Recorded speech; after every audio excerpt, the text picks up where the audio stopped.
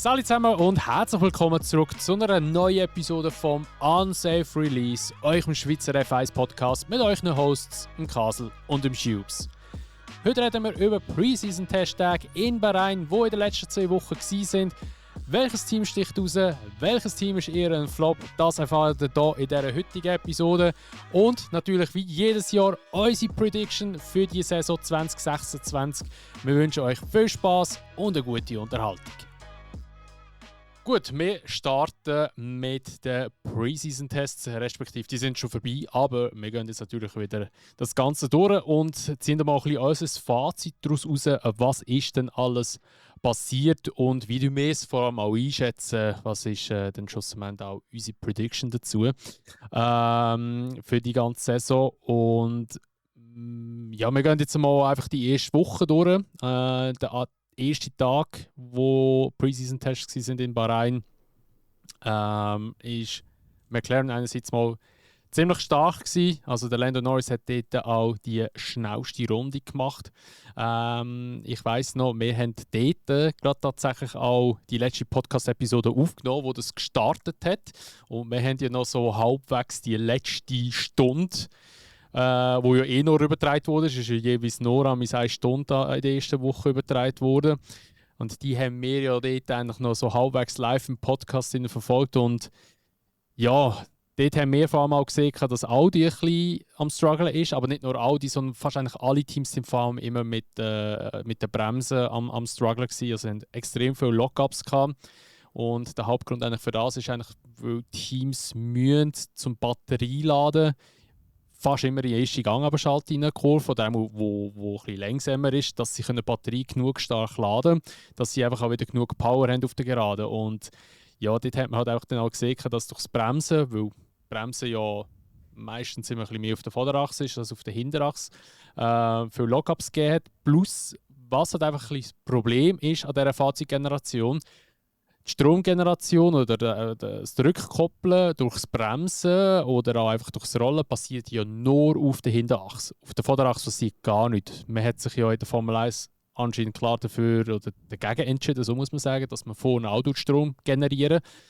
Und ich glaube, das ist ein bisschen ein Fehler von der Formel 1. Ich kann mir gut vorstellen, dass vielleicht einmal auf nächstes oder übernächstes Jahr, wenn die Fahrzeuggeneration so bestehen bleibt, dass vielleicht noch dazu genommen wird. Dass man wirklich auch mehr Strom kann generieren kann. Weil es ist ein bisschen schade, weil vorne tut man eben viel bremsen eigentlich und es geht extrem viel Energie vorne verloren eigentlich, weil eben die bremst man einfach und ja, die Energie, die eigentlich entsteht, die ist einfach weg. Und die könnte man grundsätzlich auch einspeisen, das wäre technisch auch möglich. Aber eben die Formel 1 hat sich bewusst dagegen entschieden. Und das ist ein bisschen schade, weil ich denke, da hätten wir auch ein bisschen weniger das ganze Energiemanagement-Problem, das wahrscheinlich auf uns wird zukommen. Der Max hat das ja auch schon ein paar Interviews angetönt. Also schlussendlich kann man die ganze Generation zusammenfassen mit Management, also mit Batteriemanagement. Es geht wirklich nur da. Und das ist so ein bisschen ein Punkt, wo man halt einfach gesehen hat, jetzt an den ersten paar Testtagen, in der ersten Woche, dass viele Teams auf der Bremse Probleme hatten. Sie haben sich viel verbremst, sind immer viel Off-Track gefahren. Und das ist dann aber tatsächlich auch in der zweiten Woche dann ein bisschen besser geworden. Und ja, es ist einfach so ein bisschen so ein paar Randfacts. Also eben der schnellste war der Lando Norris an diesem Tag mit der 1,34,669. Williams und McLaren haben auch gute Runden gemacht. Die haben 145 Runden gefahren. Der Alpine ist noch liegen geblieben vom Franco Colapinto. Auch Cadillac hat recht viele Probleme gehabt und natürlich noch das grösste Sorgenkind, wie ihr sicher auch schon alle ein bisschen mitbekommen habt. Aston Martin hat einerseits mal den Start ein bisschen verpasst, Lance Stroll ist dann gefahren, aber nur 36 Runden und scheint ein extrem viel Überhitzungsproblem mit dem Honda-Motor. Er bräuchte einfach wesentlich mehr Kühlung, als wahrscheinlich das bei anderen Teams ist. Und es könnte aber grundsätzlich schon daran liegen, halt vom aggressiven Design, wo halt der Adrian Newey gewählt hat dort. Aber ja, Aston Martin wird noch ein paar Mal fallen, der Name in diesem Podcast, denke ich jetzt, oder in dieser Episode. Aber bevor wir weitergehen, ja, Schubs, wie hast du den ersten Tag gesehen? Oder respektive, wir haben ja den ersten Tag so halbwegs noch miteinander verfolgt, aber ja, was sind so deine Gedanken noch dazu? Absolut, absolut. Also, wie du sagst, wir haben das ja gerade zusammen noch ein bisschen geschaut, ein bisschen auch in Podcast-Folge von letztes Mal am Ende. Ein bisschen darüber geredet, eben sehr, sehr viele Lockups. Und zu dem, was du vorhin erklärt hast, eben mit der Rückkopplung, die du nicht mehr hast, ja, das zieht sich auch durch das ganze Band, dass man das jetzt weggenommen hat. Das ist etwas, das erkläre ich jetzt gerade schon schnell. Wir werden Also, das hast du Öfteren. vorher, hast du das im Fall auch nicht gehabt, auf der Vorderachsrückkopplung. Hast Ja, immer aber du nur hast jetzt hinten gar gehabt. keine mehr. Also, Mal hinten schon noch, aber vorne nicht. Ja, hast du keine. aber, Stromgeneration, also die ja. Rekuperation hast du immer noch auf der Hinterachse, wenn du bremst, aber vorne nicht. Immer Und es noch. ist eben zur Diskussion gestanden, ob man vorne auch noch machen will. Und Okay. das wäre eben viel besser gewesen für das Energiemanagement. Das auf jeden Fall. Also es ist auf jeden Fall nicht effizient und was halt, Genau. ja, eigentlich die ganzen Regulationen auch noch zur Folge haben, da werden wir sehr oft darüber reden, ist sogenanntes Superclipping. Ich denke, ich nehme mir jetzt auch noch schnell Zeit, das auseinanderzunehmen. Wenn wir mal generell Clipping würden anschauen, das wäre jetzt, wir gehen auf den Straight, Vollgrad runter, der Benziner arbeitet, der Elektromotor arbeitet und der Elektromotor hat auf einmal keine Energie mehr. Was passiert? Man hat nicht noch mehr Topspeed, weil der Benziner schon an der Grenze ist. Man stagniert eigentlich auf dem, wo man ist. Jetzt Superclipping, das ist das, was wir auch schon am ersten Tag oft gesehen haben, ist das gleiche Prinzip. Der Elektromotor hat keine Leistung mehr, aber er fährt jetzt bereits schon an zu laden.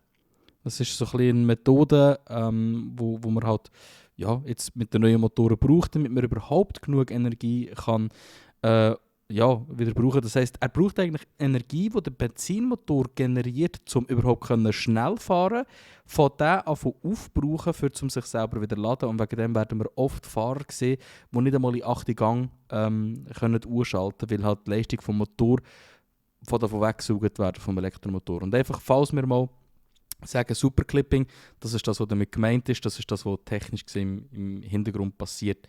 Und das ist für mich schon ein bisschen am ersten Tag eigentlich das, was ich davon wegnehme, mal abgesehen von was bei den Teams überhaupt war. Die ganzen Lockups und das Superclipping bestätigen einfach so ein bisschen, was ich sage jetzt mal, die ganze Community schon ein bisschen Angst davon hat, was die neue Fahrzeuggeneration wird bringen. Jetzt haben wir es, jetzt kommt es darauf ab, wie wir damit werden umgehen. Aber ja, sonst, wie du sagst, Aston Martin hat dort weitergemacht, wo sie aufgehört haben, in Barcelona. Gar nicht. Nämlich gar nicht. Und trotzdem muss ich aber bei Alpine sagen, nach dem technischen Defekt, ich bin mir nicht mehr sicher, ob es nach oder vor dem war, wo sie relativ viele Laps dann doch noch reingebuttert haben und das Auto hat wirklich eigentlich besser ausgesehen hat als in Barcelona. Also bei Alpine habe ich das Gefühl, hat man den Trend schon ein bisschen gegen aufwärts gesehen. Und Williams sehr, sehr schön, vor allem wie du gesagt hast, aber sehr viele Runden reingebracht, also ein bisschen Catch-up-Race gemacht von Barcelona. Also alles in allem würde ich sagen, für die meisten Teams eigentlich ein gelungener erster Tag. Für die meisten Teams. Ja, also eben, Williams hat ja müssen einiges nachholen, weil die haben ja den Shakedown ja verpasst. Und das ist auch bitte nötig gewesen. Ich denke, dort hat es schon viel gebracht, dass sie halt einerseits mal Mercedes-Motoren haben oder haben. Das hat ihnen natürlich ein bisschen Karte gespielt, weil der Mercedes-Motor schon sehr, sehr zuverlässig ist. Und Williams macht ja seit Jahren, also viele wissen das ja gar nicht, Williams macht ja für Jahre eigentlich für die meisten Teams, nicht für alle, inzwischen wirklich für weniger, aber früher war es eigentlich so, dass Williams für die meisten Teams und auch für andere Rennserien immer Getriebe hergestellt hat. Und darum so gerade so Getriebeprobleme haben die eigentlich nicht gehabt. Also ich glaube, Williams, ich weiß gar nicht, ob die mal einen liegen geblieben sind auf der Strecke. Ich weiß nur, der Elben ist eigentlich ausgerollt, aber ich weiß nicht, ob das auch in der ersten Woche war, nach einem Starttest, den sie gemacht haben. Aber ich weiß nicht, ob das am ersten oder zweiten Tag war. Aber Williams hat eigentlich wieder, also hat sehr, sehr solid ausgesehen, einfach ab von der Zeiten her. Gut, eben auf die Zeiten soll man sich nicht so fest verlassen. Haben es nicht so wahnsinnig überzogen. Aber ja. Zum anderen wegen Alpine, die haben am ersten Tag, also Colapinto hat 60 Runden gemacht und der Gasly hat 61 gemacht, also 121 Runden gesamthaft, was eigentlich wirklich solid war für den ersten Tag. Genau.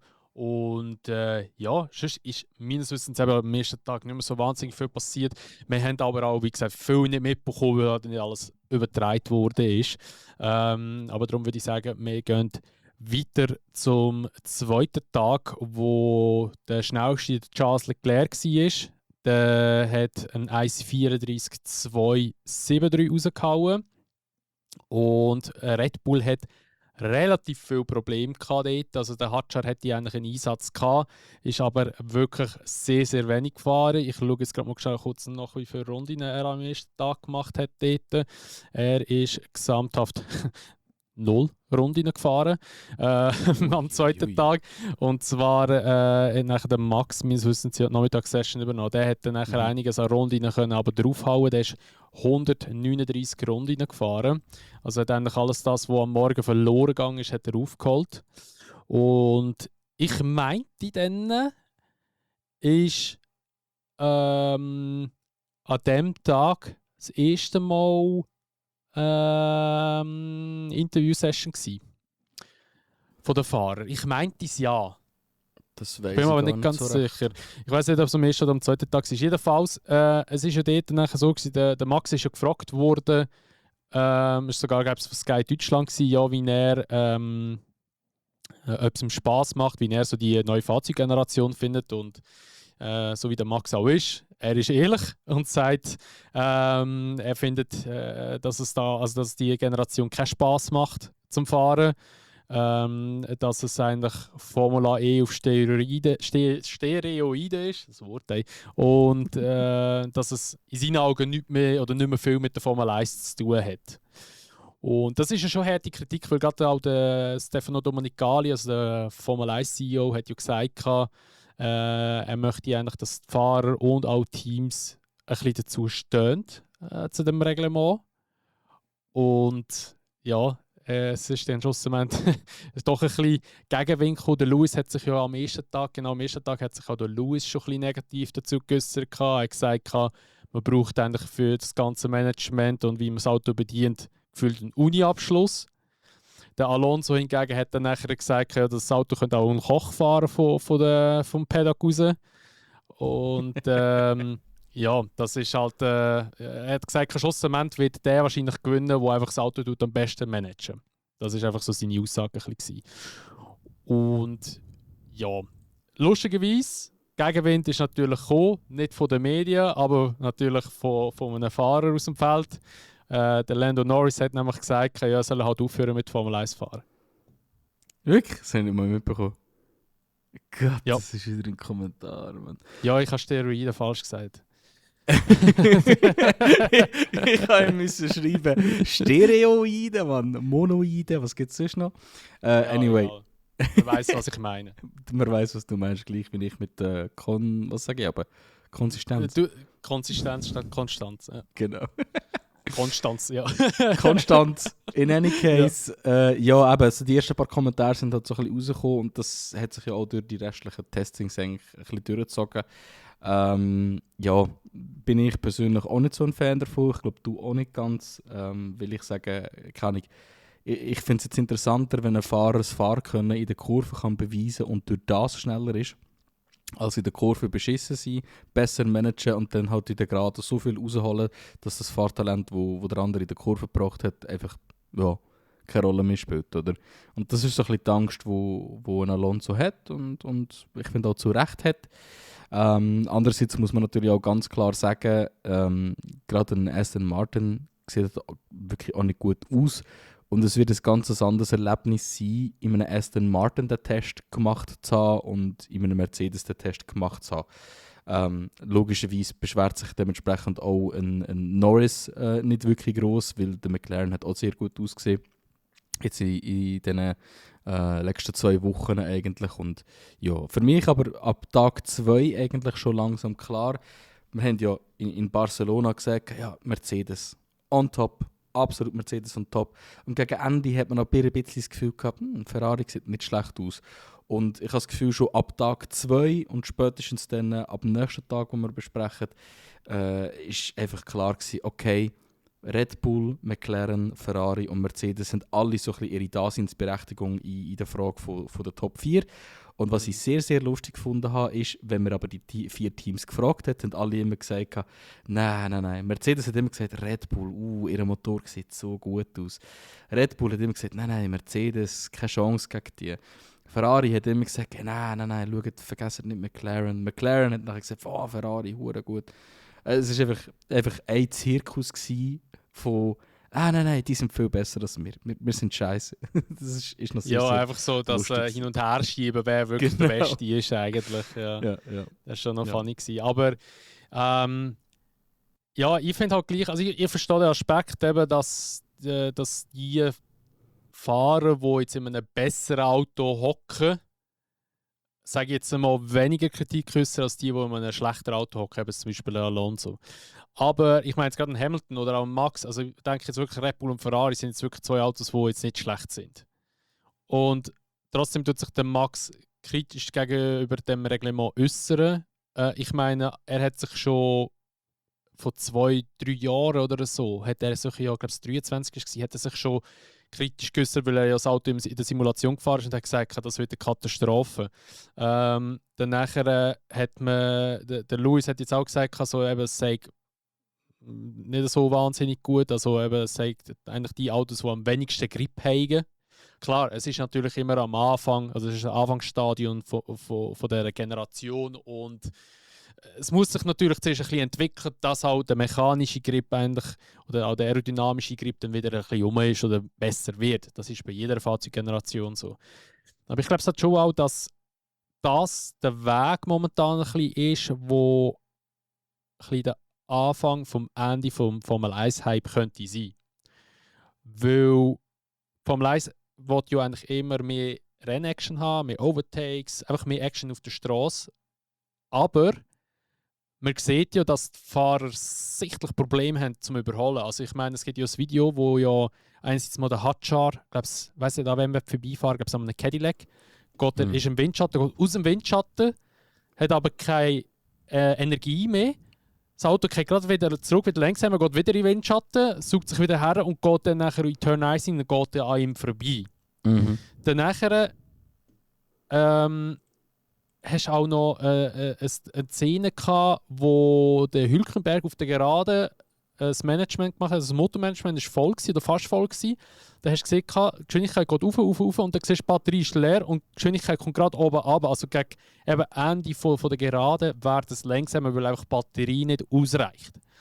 Und das ist halt schon hure bitter, dass du halt einfach eben, wie der Alonso gesagt hat, musst so managen, dass du überhaupt kannst vorne mitkämpfen oder vorne kannst eigentlich fahren. Und ich finde halt einfach, es wäre schon besser gewesen, wenn sie einfach, ich meine, es kann ja ein 1,6 Liter Motor, ein 6-Zylinder-Motor, den sie jetzt drin haben, kann ja alles drin bleiben von mir aus.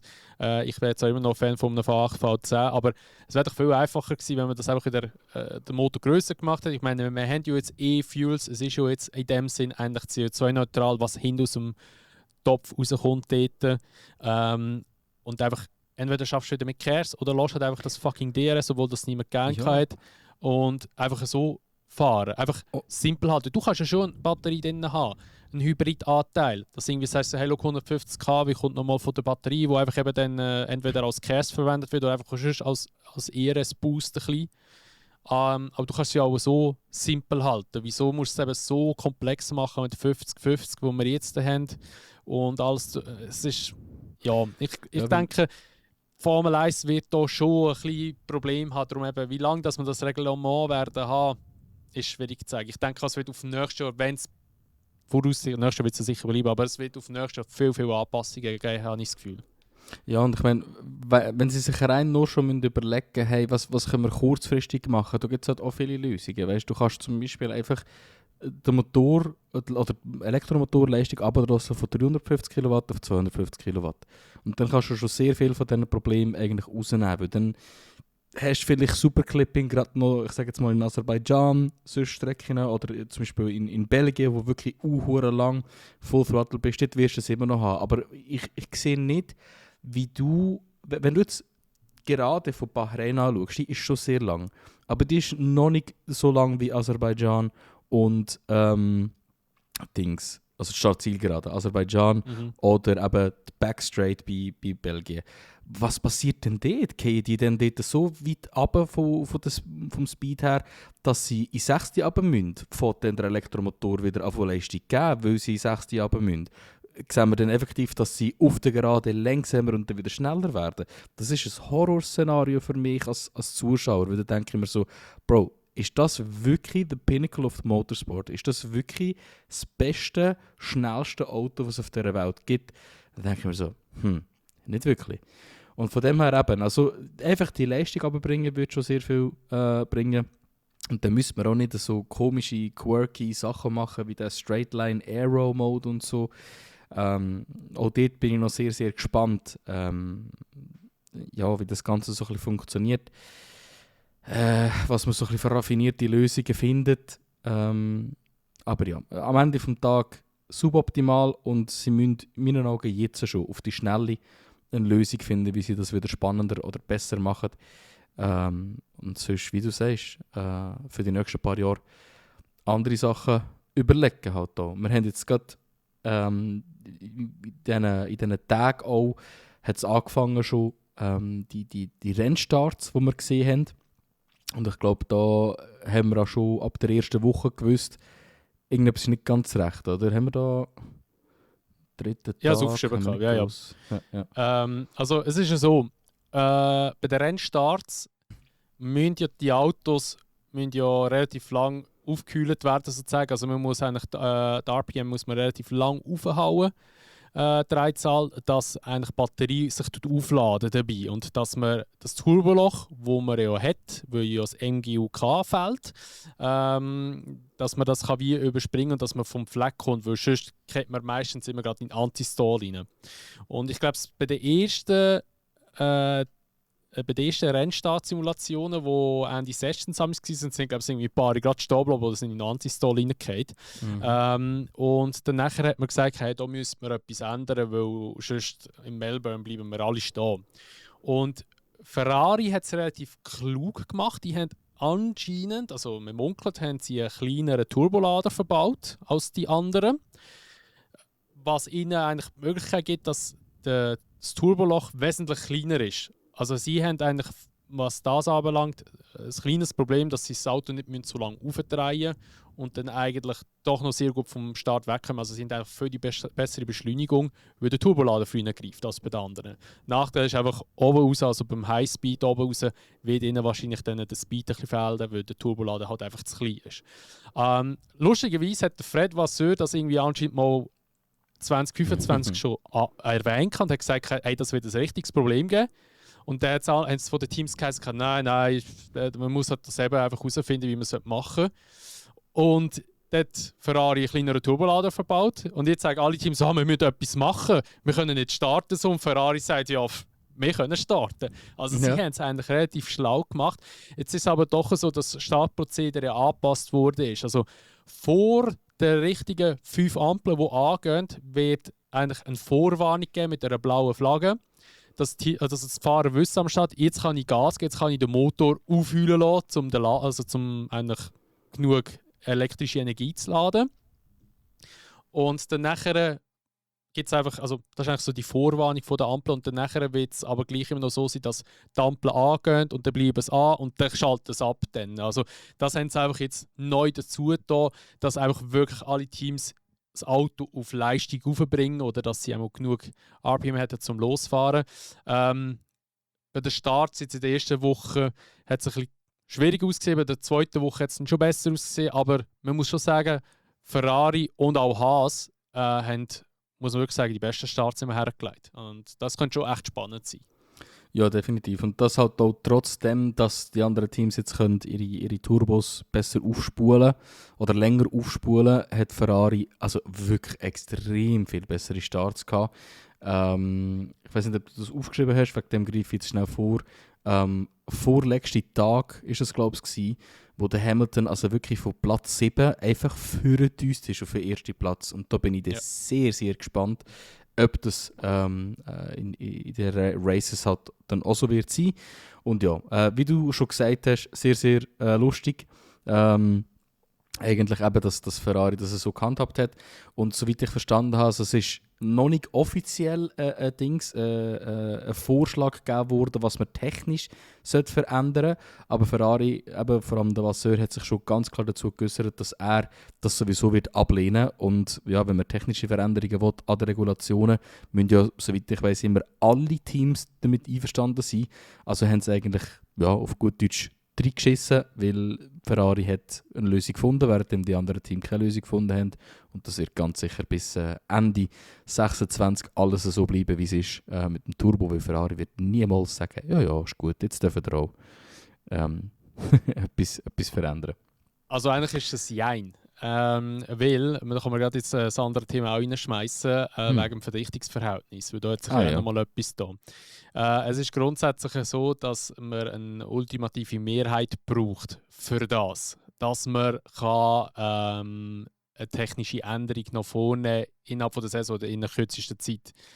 Und es ist ja jetzt so, dass ja die FIA ein Statement gegeben hat dafür noch und sich jetzt entschieden hat, dass ab dem 1. August das Verdichtungsverhältnis bei 130 Grad auch gemessen wird und es dort 16:1 muss sein und 130 Grad ist eigentlich so der Temperaturraum, wo der Motor dann operieren wird, wenn er fahren tut. Und das ist ja jetzt einfach so festgelegt worden und grundsätzlich ist es so, Teams hätten 10 Tage Zeit, um da auch nochmal eine Änderung zu fordern oder sonst irgendetwas anzupassen. Und wenn man bis die 10 Tage eigentlich sozusagen wie nicht hört, dann wird das so in Kraft gesetzt. Es wird definitiv etwas kommen in diesen 10 Tagen. Ja, also der Toto Wolff hat gesagt, sie sollen es machen, sie werden nicht ändern. Also weißt, sie werden keinen Einspruch legen oder so. Weil er ist relativ gelassen gewesen, was das anbelangt. Also darum gehe ich schwer davon aus, dass Mercedes gar nie in diesem Fenster operiert hat, sondern eigentlich von Anfang an immer bei dem 16:1 war. Ja, finde ich es lustig. Ich habe nämlich noch etwas gelesen, dass der Toto aber noch gesagt hat, was er gerne anders hat, ist, dass nicht beides gemessen wird. Weil es anscheinend, also ja, logischerweise auch relativ schwierig ist, genau zu beiden Temperaturen genau das richtige Ratio zu hitten. Compression Ratio. Ich habe gehört, dass er anscheinend dafür wäre, dass man es nur entweder in den hohen oder nur in den tiefen Temperaturen messen. Aber vielleicht, ja, da auch wieder irgendwie etwas falsch gelesen, ich weiß es nicht. Aber das war mein Verständnis gewesen. Oder das, vielleicht war es so ein anderes Team gewesen, ich weiß es nicht mehr. Wo gesagt hat, messen wir das doch bitte nur in den hohen Temperaturen. Ja, also ich habe noch ein Interview gesehen vom Toto, wo er eben gesagt hat, das sei es sei für ihn auch okay und sie werden auch keinen Einspruch oder so irgendetwas machen. Okay. Das Einzige, was jetzt natürlich irgendwie könnte noch geändert werden, ist, dass irgendwie das Team sagt, so, nein, wir wollen das schon, keine Ahnung, ich sage jetzt mal ab dem 1. Juni oder so. Aber ich denke, Mercedes sind ja keine dumme Scheibe, ich denke, die haben vielleicht schon so das 18:1 Verhältnis eventuell oder eben sie fahren gar nicht drauf und wenn sie es hätten, wäre es so einfach zum Zurückbauen, dass es für sie gar nicht gar kein grosser finanzieller Aufwand ist. Weil ich bin eben auch noch gefragt worden, ich habe ein Video aufgeladen und da hat mich jemand gefragt, also, ja, wie ist das mit der Budgetobergrenze? Weil da hat ja auch einen Einfluss drauf. Man muss über das Geld aufwenden, um etwas zu ändern. Aber tatsächlich ist es ja so, dass das wissen viele nicht, dass es gibt das Team Mercedes und es gibt Motorteam Mercedes. Das sind zwei Häuser. Und beim Team Mercedes hast du ein Budget von 135, 140 Millionen und das Motorteam hat auch nochmal 130 Millionen. Und das geht dann dort rein. Aber es ist grundsätzlich so, dass jetzt nicht das Budget gelockert wird für da, weil sie das so gemacht haben, weil sie es so aus den Regeln heraus interpretiert haben, sondern ja, es ist schlussendlich einfach jetzt das Geld, das sie dort für die Entwicklung ausgegeben haben, ist verloren, blöd gesagt. Aber das geht nicht ins gleiche Budget rein wie ins Teambudget, sondern es geht ins Motorbudget rein. Und das ist eben nochmal separat. Und eben grundsätzlich ist es so, um wieder zurückzukommen, dass man eigentlich, was du vorher gesagt hast, grundsätzlich können kurzfristige Änderungen immer gemacht werden, aber das Verhältnis muss immer 7:6 sein, also, oder 6:7, je nachdem, wie man es anschaut. Das heisst, es müssen immer 6 Ja, 6 Ja von 7 Stimmen sein eigentlich. Und obwohl dass wir eigentlich 5 Motoren herstellen haben, muss eben die Formel 1 auch noch selber eine Stimme abgeben und die FIA eben auch. Darum 7. Und eben, es ist ja so, dass eigentlich grundsätzlich, wenn Ferrari sagt, hey, nein, wir wetten das nicht, aber die FIA, Formel 1 und alle anderen Teams sagen, wir wetten das, muss es gleich geändert werden oder kann es geändert werden. Also darum kurzfristige Änderungen sind schon möglich, aber ich sage jetzt mal, beim Turbolader ist es nochmal etwas anderes, weil das ist ja technisch oder regeltechnisch sind sie ja frei, was sie dort dürfen machen. Sie dürfen eben einen grösseren Lader verbauen oder einen kleineren Lader verbauen. Das ist ihnen überlassen. Und wenn sie natürlich das Gefühl haben, so, ja, okay, wir machen lieber einen kleineren, weil wir können davon an der Staat profitieren, dann ist das Ferrari ihr Entscheid. Also es kann auch sein, dass Mercedes eine Anpassung wird machen oder auch andere Teams werden vielleicht eine Anpassung machen, die Motors herstellen, dass sie vielleicht auf einen kleinen Turbolader werden gehen. Aber was sie meines Wissens nicht machen dürfen, weil das ist ja, Turbolader ist ja ein Komponent, der ja begrenzt ist zum Wechseln, dass sie dort immer hin und her wechseln. Also jetzt haben wir den kleineren, jetzt haben wir den grossen. Also der hat schon eine Einheitsgröße Anfangsjahr, die dann eigentlich so genormt ist und der darf über das Jahr nur so verwendet werden. Es kann dann sein, dass sie vielleicht das nächste Jahr dann auf einen kleinen Turbolader würden gehen, wenn wieder ein neuer Motor entwickelt wird in dem Sinn. Aber das einfach noch zu dem. Genau. Jetzt sind wir recht hart vom Thema ab. Also, ja, nein, vom Thema extrem sind wir nicht abgekommen, aber jetzt sind wir doch einen recht grossen Umschwung gemacht, weil das ein paar Sachen drin waren, die eigentlich erst in der zweiten Woche angesprochen worden sind. Wir sind ja eigentlich noch ursprünglich bei der Kritik, die der Max geäussert hat, wo eben der Lando nachher noch zurückgeredet hat oder geantwortet hat, von wegen, ja, er soll halt aufhören mit Formel 1 fahren. Auch der Russell hat ein bisschen in die Richtung etwas gesagt, er soll halt an die Nordschleife gehen und so. Aber ich bin ganz ehrlich, also wenn der Max sagt, das sei nicht geil zum Fahren, glaube ich ihm auch das, weil er fährt so viele andere Klassen. Ich meine, ein Norris oder auch vor allem auch ein Russell, die fahren ja nur Formel 1. Also weißt du, die fahren ja nicht, gut, der Norris fährt ab und zu noch ein bisschen Kart, aber weißt, die fahren ja nicht noch gross etwas anderes, andere Rennserie. Und dem Max traue ich das eher zu, wenn er sagt, das fährt scheiße und nicht so, es macht nicht Spaß, dann glaube ich ihm das schon, dass es wirklich so ist, bin ich ganz ehrlich. Und ja, in der zweiten Woche, komischerweise, ist wieder der Mission Norris zurückgerudert. Also ich werde ihn jetzt wieder anschwärzen. Aber seine Aussage war, er wollte einfach abwarten, was die anderen Fahrer sagen. Er hat noch nicht so vorab ein Urteil fällen. Aber hauptsächlich ihn gerade so sagen, er soll halt aufhören mit Fahren. Das war wieder die bessere Entscheidung von ihm. Aber es gibt auch ein Video, wo er irgendetwas über Max in die Kommentare gefragt wird und dann nachher von der so von Lachen zieht sich zurück und sagt, ja, ich beantworte das nicht. Also. Ja. Wahrscheinlich traut er noch seiner Ex-Freundin danach. Jetzt habe ich das Gleiche erwähnt. Also, wir machen jetzt...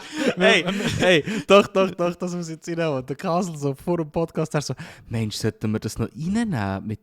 Hey, der Kollege, das ist sarkastisch. Nein, ich weiss eigentlich schon. Wenn euch das Wunder nimmt, dann leset ein Bravo oder so. Vielleicht schon Genau, ich kann nachher ein bisschen anschwärzen. Das ist kein Drama-Podcast hier, vergiss es. Aber ja, natürlich nur Spaß. Das ist so. Also, wir gehen jetzt aber weiter zum dritten und letzten Tag in der ersten Testing Week. Und zwar hat dort der Kimi Antonelli die schnellste Rennrunde gemacht mit 1,33,669. Und der Tag war eigentlich relativ ruhig, bis auf Aston Martin natürlich wieder mit vielen technischen Problemen. Der Hamilton hat das Auto gegen Schluss noch von der letzten Stunde von dieser Testwoche noch das Auto abgestellt. Man spekuliert dort ein bisschen über viele Sachen rein, was es genau war, weil von Ferrari selber gibt es eigentlich keinen Bericht, was es genau war. Ob jetzt Hydraulik oder Antrieb war. Es gibt eben auch Gerüchte, die sagen, dass kein Sprit mehr im Tank war und er wegen dem ausgerollt hat. Aber ja, mal schauen. Oder beziehungsweise mal schauen, bringt ja gar nicht, weil sie werden es eh nicht sagen, aber was es wirklich war, wissen wir nicht. Audi ist noch etwas, was wir mit ansprechen, haben wir gar noch nicht angesprochen. Die haben ja eigentlich ein komplett neues Auto hergebracht. Das haben wir zwar noch... Haben wir das im letzten Podcast schon angesprochen? Ich glaube, dort haben wir es gar noch nicht gesehen. Nein. Das ist nämlich, ich glaube, frühestens am 2. oder 3. Tag, wo sie das Chassis effektiv gezeigt haben, wenn ich es richtig in Erinnerung habe. Audi hat einfach einen neuen Sidepod hergetatscht. Also beziehungsweise so wirklich das Konzept von Mercedes 2022 übernommen, kann man sagen. Das No-Sidepod-Konzept, ja. Nicht so extrem. Frankenstein mit dem von Red Bull irgendwie, mit dem Undercut noch und oben für so eine Wanne wie Ferrari. Das ist sehr interessant. Also wirklich so ein kompletter Mix aus allen Philosophien von diesen Autos in den letzten paar Jahren. Hat sehr, sehr geil ausgesehen, also vor allem auch überraschend. Und ich denke so anhand von der Testfahrten, die sie gemacht haben. Also jetzt die erste Woche war eben so weniger erfolgreich, sage ich mal, aber die zweite Woche war dann doch besser. sieht es aus, als wäre das Konzept nicht einmal so falsch. Also es hat sehr, sehr zuverlässig ausgesehen. Das Einzige, was mir extrem aufgefallen ist, ich habe das Gefühl gehabt, bei beiden Fahrern, dass Audi deutlich mehr Lockups hat als andere Teams. Und dort ist natürlich die Frage, ja, ist es dann einfach das Balancing vom Auto, wo vielleicht ein bisschen zu fest auf der Nase bremst oder whatever. Machen die sonst noch irgendetwas mit dem Motor oder so. Aber trotzdem muss man sagen, auch rein fahrerisch, muss ich sagen, hat der Audi nicht ausgesehen wie ein Steak Formula One Team Car. Wie letztes Jahr. Oder? Also es hat wirklich ausgesehen wie, das ist etwas komplett Neues. Man hat neue Ideen reingebracht und man merkt, dass sie letztes Jahr ein bisschen loslaufen, für das dieses Jahr ein besseres Auto dabei rauskommt. Und ja, ich bin sehr happy. Also, ich habe immer noch im Hintergrund Gedanken, dass Audi mal Dings war, sauber. Wegen dem unterstütze ich die halt schlichtweg immer noch so ein bisschen, weil es so halb für mich immer noch ein Schweizer Team ist. Und da bin ich wegen dem natürlich auch sehr, sehr happy, dass das wirklich gut aussieht bei denen, wie sie fahren, so ein bisschen Confidence, die die Fahrer auch haben. Und ja, bin ich sehr, sehr gespannt, wie das so ein bisschen weitergeht mit Audi. Ja, also ich kann mir gut vorstellen, dass sie im Mittelfeld werden fahren. Ob sie erst das Vordere ist oder das hintere Mittelfeld oder Mitte sei dahingestellt. Was ich einfach spannend finde, ist, in Bahrain, der Motor hat ja jetzt, weil ja eigentlich wirklich die Lufteinlässe nicht gross sind, hat er ja eigentlich auch nicht viel Luft bekommen. Und die Auslässe hinten sind eigentlich auch nicht so gross. Also heisst, der Audi-Motor, der kann sich selber anscheinend schon extrem gut kühlen oder fährt relativ kühl. Und das hat schon noch echt spannend ausgesehen. Also ich bin mal sehr, sehr überrascht, wenn sie das System so wirklich das ganze Jahr werden durchziehen oder beziehungsweise das Konzept mit diesen Seitenkästen. Das kann sein, dass sie es vielleicht wieder ändern. Es gibt ja immer noch gewisse Gerüchte, dass viele Teams mit A-Spec-Autos gefahren sind und ja, dann in Melbourne ist mit B-Spec-Modification kommen dann. Viele Teams, auch Ferrari und ich glaube auch Red Bull, werden schon auf Melbourne mit grossen Updates kommen. Ich denke einfach auch die jetzt viel gefahren sind, die haben jetzt auch können wirklich viel technische Daten sammeln, wo sie dann können verwenden, um Updates zu produzieren für auf Melbourne noch, wo in 14 Tagen schon losgeht. Das ist auch crazy. Und ja, ein Team, das auch noch ein bisschen können fahren, aber ein bisschen ihre Probleme hatte, ist Cadillac. Cadillac hat in der ersten Woche nicht so stark ausgesehen, aber sie haben doch ein bisschen Kilometer gemacht, mehr als gewisse andere Teams.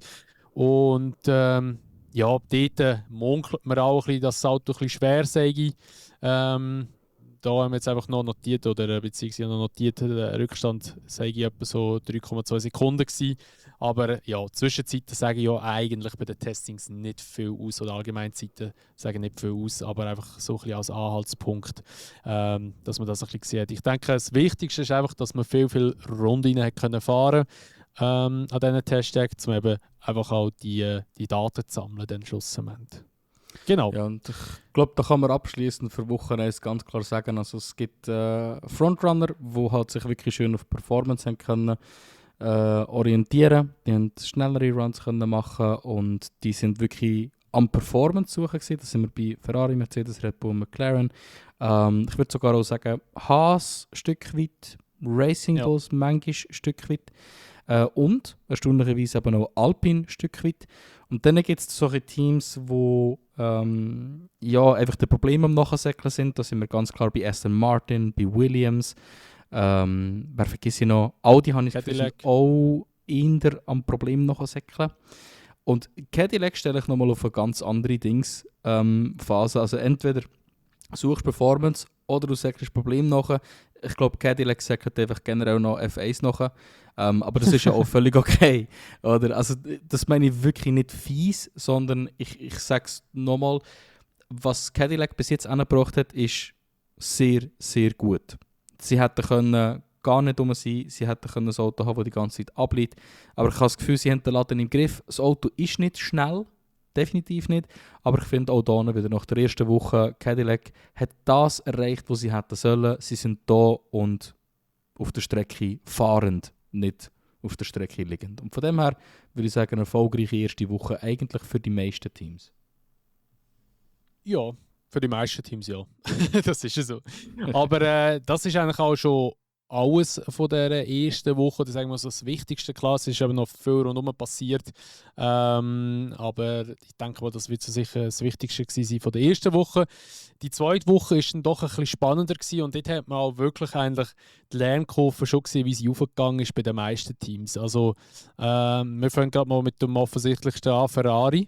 Nicht nur was die Zeit anbelangt, sondern auch was die Innovation anbelangt, sind sie echt einmal überraschend weit vorne mit dabei gewesen. Weil Ferrari ist sonst eigentlich nicht unbedingt das Team, das für so Innovation steht, sage ich jetzt mal. Das sind meistens immer so ein bisschen die anderen Teams. Also Ferrari hat einerseits einmal einen kleinen Heckflügel hinter dem Auspuff montiert und wirklich genau so, dass es noch von der Regel her legitim ist. Es heisst Reglement, man muss 60 mm Abstand haben hinter dem Auspuff, um einen Flügel wieder zu montieren. Und der ist genau so auf der Hinterachse drauf, dass der die Luft, die aus dem Abgasstrang rauskommt, umleitet und dann auch nochmal ein bisschen Downforce generieren, was in der Kurve nochmal ein bisschen mehr Grip generiert.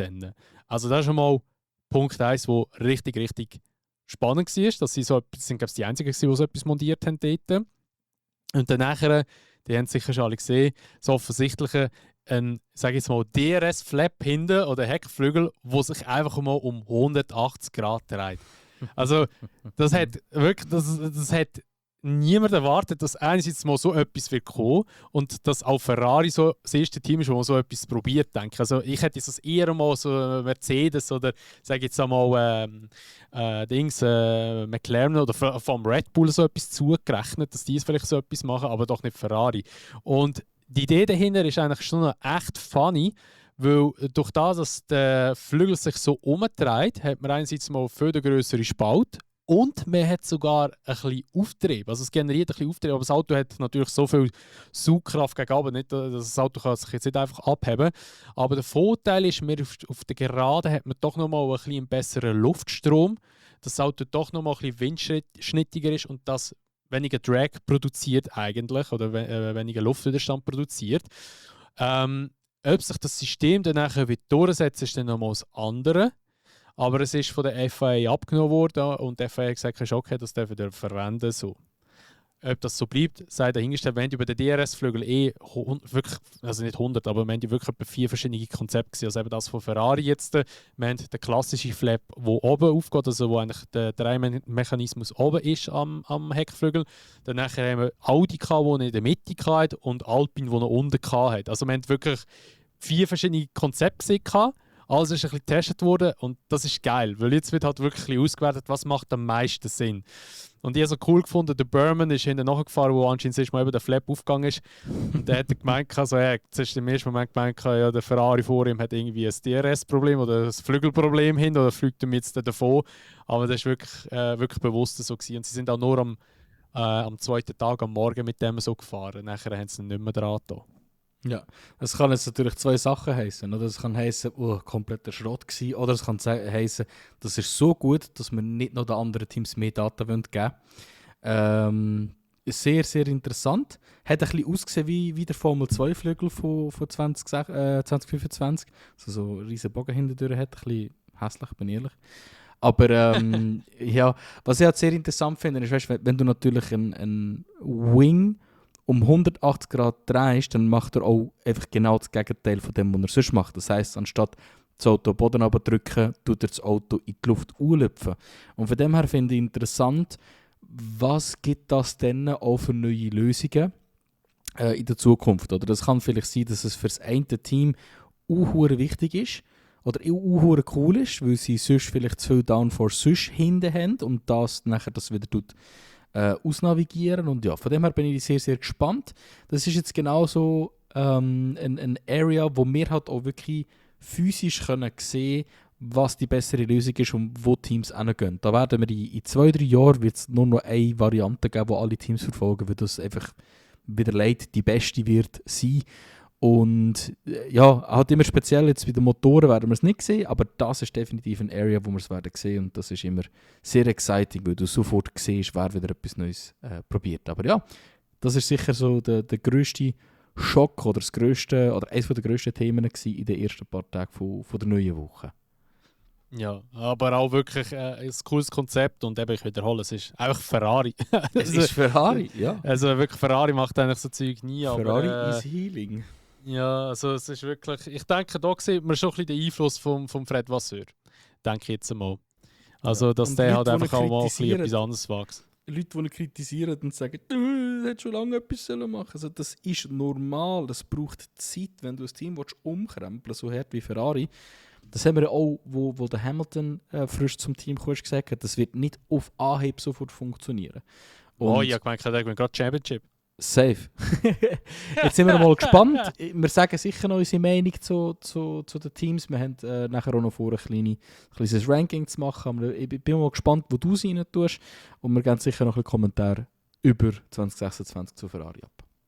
Aber, sei dahingestellt, wir gehen mal weiter mit der Woche. Genau, ja. Sonst eigentlich eben Ferrari sehr, sehr strong war am letzten Tag. 1:31,992, die schnellste Zeit an diesen 6 Hashtags, die wir hatten. Ist tatsächlich ja gestern ein Post gesehen, aber ich weiß jetzt genau die Zeit nicht auswendig.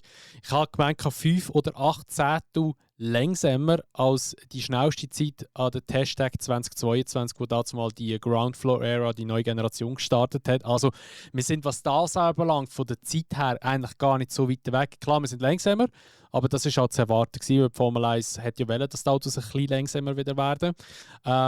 Allerdings eben, Entwicklung macht so viel aus. Wenn die Autos weiterentwickelt werden, denke ich, wir werden schon wieder an das Maß von 2022 von diesen Zeiten herkommen. Sie sind ja jetzt gegen Schluss Ende 2025 ja brutal schnell geworden, die Ground Floor Eras. Aber ja, ich denke, nächstes Jahr werden die Zeiten in Bahrain im Vergleich zu 2022 wahrscheinlich unterboten sein. Denke ich jetzt mal. Aber wir wollen mich nicht zuerst aus dem Fenster rauslehnen. Ja, sonst Mercedes hat natürlich wieder sehr, sehr solid ausgesehen. Kimi Antonelli ist auch so jemand, wo ich muss sagen, der wird wahrscheinlich das ja schon auch ein bisschen noch im Russells Leben schwer machen. Weil er hat auch teilweise echt gute Zeit rausgefahren und er hat auch im Auto sehr, sehr solid ausgesehen. Nur am dritten Tag leider ein bisschen Pech gehabt, dort ist das Auto liegen geblieben. Dort haben sie meines Wissens, glaube ich, ein bisschen ein Antriebsproblem gehabt. Aber sonst ist es soweit eigentlich sehr, sehr solid gefahren. Aber natürlich auch George Russell sehr, sehr stark gefahren. Er selber sieht sehr, sehr zuversichtlich aus mit dem Auto und auch so, wie er sich fühlt, glaube ich so. Und auch der Eindruck, den er einfach gegen raus streut, sieht schon so aus, als wäre er ein Kandidat für die WM. Aber wir kommen ja nachher noch mal ein bisschen darauf zurück. Und auch natürlich McLaren sehr stark. Red Bull auch hat sehr, sehr solid ausgesehen. Also eben, wie du auch schon vorher erwähnt hast, sieht schon ein bisschen, wer so die Top 4 werden sein. Also es tut sich ein bisschen rauskristallisieren, wer wirklich eigentlich so die starken Fahrer werden sein, die guten Fahrer werden sein. Aber ich sage immer, das Top-Team oder Top-Fahrer oder ja, mal Top-Teams sind ja eigentlich schon spannend, aber als Midfield ist in der Formel 1 meistens sogar noch spannender. Und für mich ist eigentlich so ein bisschen die Überraschung vom ganzen Testing Alpine gewesen. Und auch Haas. Also ich sage mal Alpine mehr, weil mit Alpine hätte ich jetzt nicht gerechnet. Die hatten am Anfang schon noch Probleme gehabt. Auch zum Beispiel in Barcelona haben sie ja recht viele Probleme gehabt. Aber die 2 Wochen, jetzt sind sie also wirklich sehr, sehr solid gewesen. Also, ich meine, jetzt kann man auch hier schnell ein bisschen die Zahlen reinwerfen. Alpine hat 677 Runden gemacht. Und das sind gesamthaft 3664 Kilometer, die sie gefahren sind. Sind so dann auf Platz, was ich schon erzähle, 1, 2, 3, 4, 5, 6, 7, auf Platz 8, also schon noch ein bisschen weiter hinten. Aber finde ich jetzt persönlich sehr, sehr stark. Finde ich. Auch wenn es 8 insgesamt ist von allen. Es sind viele Runden und was ich vor allem cool gefunden habe, es sind, das ist das, was ich vorher schon angesprochen habe, viele Runden, wo man auf die Performance sich konzentrieren können. Ich finde es aber immer ein bisschen, man muss es auch ein bisschen in Relation stellen. Alpine hat nicht nur das letzte Jahr, sondern auch das vorletzte Jahr darauf gehen, dass das 26 funktioniert. Und ich finde, wenn du dir 1,5 Jahre lang Zeit nimmst, um ein Auto zu developen, muss ich dann wiederum sagen, sollte es eigentlich besser aussehen als das. Ich sage jetzt nicht unbedingt mehr Runden gefahren haben, aber ich finde, es sollte noch besser ausgesehen als das. Wegen dem finde ich ein bisschen interessant, dass du sagst, das ist deine grösste Surprise, weil für mich ist die grösste Surprise Ferrari. Tatsächlich. Ich habe viel, viel weniger erwartet von ihnen. Vor allem nicht Innovation erwartet. Ja, ich komme nachher noch dazu, was meine abschließenden Thoughts zu Ferrari sind. Oder soll ich es gerade jetzt schon raushauen? Also kannst du jetzt sagen. Also weißt, ich muss ehrlich sagen, Ferrari habe ich es fast ein bisschen erwartet, weil sie einfach auch den Druck von den Fahrern haben. Ja, das auf jeden Fall. Sie haben auch den Druck von den Fans, sie haben den Druck von der ganzen italienischen Nation. Vom Vorstand, vom ganzen Team. Also alle machen sich selber Druck eigentlich. Das ist so, aber ich habe das Gefühl, der Vasseur ist natürlich schon der richtige Mann, um die Leute durchzuführen mit seiner ruhigen Art, die er hat. Und Ferrari, muss ich echt sagen, hat mich sehr positiv überzeugt. Und ihr werdet nachher auch hören, wo ich sie einschätze. Ich habe viel weniger erwartet. Und ich habe vor allem am letzten Tag extrem cool gefunden, das Auto zu beobachten. Weil sie haben ja noch ein paar Quali-Laps gemacht. Und es gibt einen Unterschied dort drinnen, ein Fahrer, der schlechte Balance hat, keine gute Kontrolle hat und wegen dem slidet. Oder ein Fahrer, der deswegen confident ins Auto ist, dass er pushen kann wie blöd und wegen dem slidet. Das ist ein riesen Unterschied. Und den hat man bei Ferrari am letzten Tag in meinen Augen ganz klar gesehen. Der Leclerc war unglaublich confident mit dem Auto und hat es wirklich drücken. Und das hat mich so ein bisschen überzeugt, dass Ferrari einen der besten Tests hatte dieses Jahr. Wegen dem, wenn wir rein das Testing anschauen und sagen, wer hat das beste Testing gehabt in der zweiten Woche oder in der letzten Woche, wenn wir es so sagen, würde ich sagen, hat Ferrari die beste letzte Woche gehabt. Okay. Das ist meine Ausführung zu Ferrari. Ja, also kann ich verstehen. Eben, Ferrari hat ein bisschen etwas ausprobiert. Ich denke auch alle ihre Simulationen, die sie machen wollten, also so da, wo ich gehört habe, haben sie können machen, aber Red Bull war es so gewesen. Schlussendlich ist es natürlich immer so, eben, du weißt halt nie, was die anderen Teams machen, ob sie den Sandbagen, das ist immer so das Wort, das auch in den letzten 2 Wochen immer rumgeflogen ist. Das weißt du halt einfach nicht. Ich denke schon, Mercedes hat schon noch recht viel im Köcher drin. Ich denke schon, dass sie viel Drossen gefahren sind. Aber ja, mal schauen. Also ich kann es verstehen, aber Ferrari ist wirklich, hat schon sehr stark ausgesehen. Muss man schon sagen. Und ist für mich ein bisschen zu erwarten gewesen, aber gleich eben so im Mittelfeld, ich hätte jetzt Alpine, ich meine Alpine ist seit Jahren einfach ein Trauerspiel, eben auch mit den, wir haben ja schon Alpine so oft haben wir gesagt, also, ja, es ist eigentlich nur noch eine Frage von der Zeit, bis das Team verkauft wird und ich glaube, das haben wir sogar im letzten Podcast wieder angesprochen. Und jetzt auch es doch eigentlich so im Testing ein bisschen eine solide Performance raus, bin ich doch schon ein bisschen überrascht. Doch sehr überrascht mal. Aber eben auch Haas, habe ich gerade vorher schon angedeutet, Haas ist eigentlich auch immer so jemand, der hat mal seine Highs und dann wieder mehr seine Lows. Ich muss ehrlich sagen, unter dem Günther Steiner war es gravierender gewesen, als jetzt hinter dem, wie heisst er? Ah ja, Komatsu. Genau.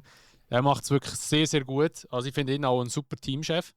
Extrem. Und auch die Entwicklung ist wirklich viel, viel, viel besser geworden bei Haas als das, was beim Steiner in den letzten paar Jahren war. Also da sieht man mal vielleicht auch, wie sich Haas eigentlich hätte können entwickeln, wenn der Steiner schon früher weg gewesen wäre. Da hätten wir vielleicht auch noch Mick Schumacher in der Formel 1, who knows, und auch nie einen Mazepin in der Formel 1 gehabt. Anyway, jedenfalls ist es sehr, sehr interessant, auch wo Haas gestanden ist. Auch ihr Auto hat sehr, sehr gut ausgesehen. Burman ist für mich immer noch nach wie vor ein Phänomen. Ich hatte den nie wirklich auf dem Radar gehabt, ist aber auch bei Ferrari, wo nicht einspringen musste, gut gefahren. Er ist dann nachher bei Haas, wo er eingesprungen ist, gut gefahren. Er ist die ganze letzte Saison brutal stark gefahren, hat einen Ocon, der ja schon seit 2016 in der Formel 1 ist, brutal gut im Schach gehabt. Und auch jetzt wieder der Testing hat er wieder richtig solid ausgesehen. Also irgendwie, den habe ich nie auf dem Radar gehabt, aber irgendwie ist der für mich richtig so eine Überraschung. Ja, finde ich lustig. Ich habe das, ich habe so den Bearman auch wirklich null auf dem Schirm gehabt. Ich verfolge ja relativ viel noch die Formel 2 und auch in seiner Formel 2-Zeit, er war gut gewesen, aber er war jetzt in meinen Augen nicht besser gewesen als ein Hadjar. Er war nicht besser gewesen als ein Martins sogar, Victor Martins, hat auch sehr, sehr gut ausgesehen, stellenweise. Und trotzdem ist ein Victor Martins jetzt zwischen Teams am Hin- und Her hoppen, während ein Bearman bereits schon in der Formel 1 drinnen ist und, sind wir mal ehrlich, gute Aussichten hat, mal für die Ferrari zu fahren. Also da sind wir nicht weit davon entfernt. Wenn Ferrari einen Fahrerwechsel macht, dann werden die ziemlich sicher den Bearman reinholen. Und das finde ich wirklich sehr, sehr respektabel.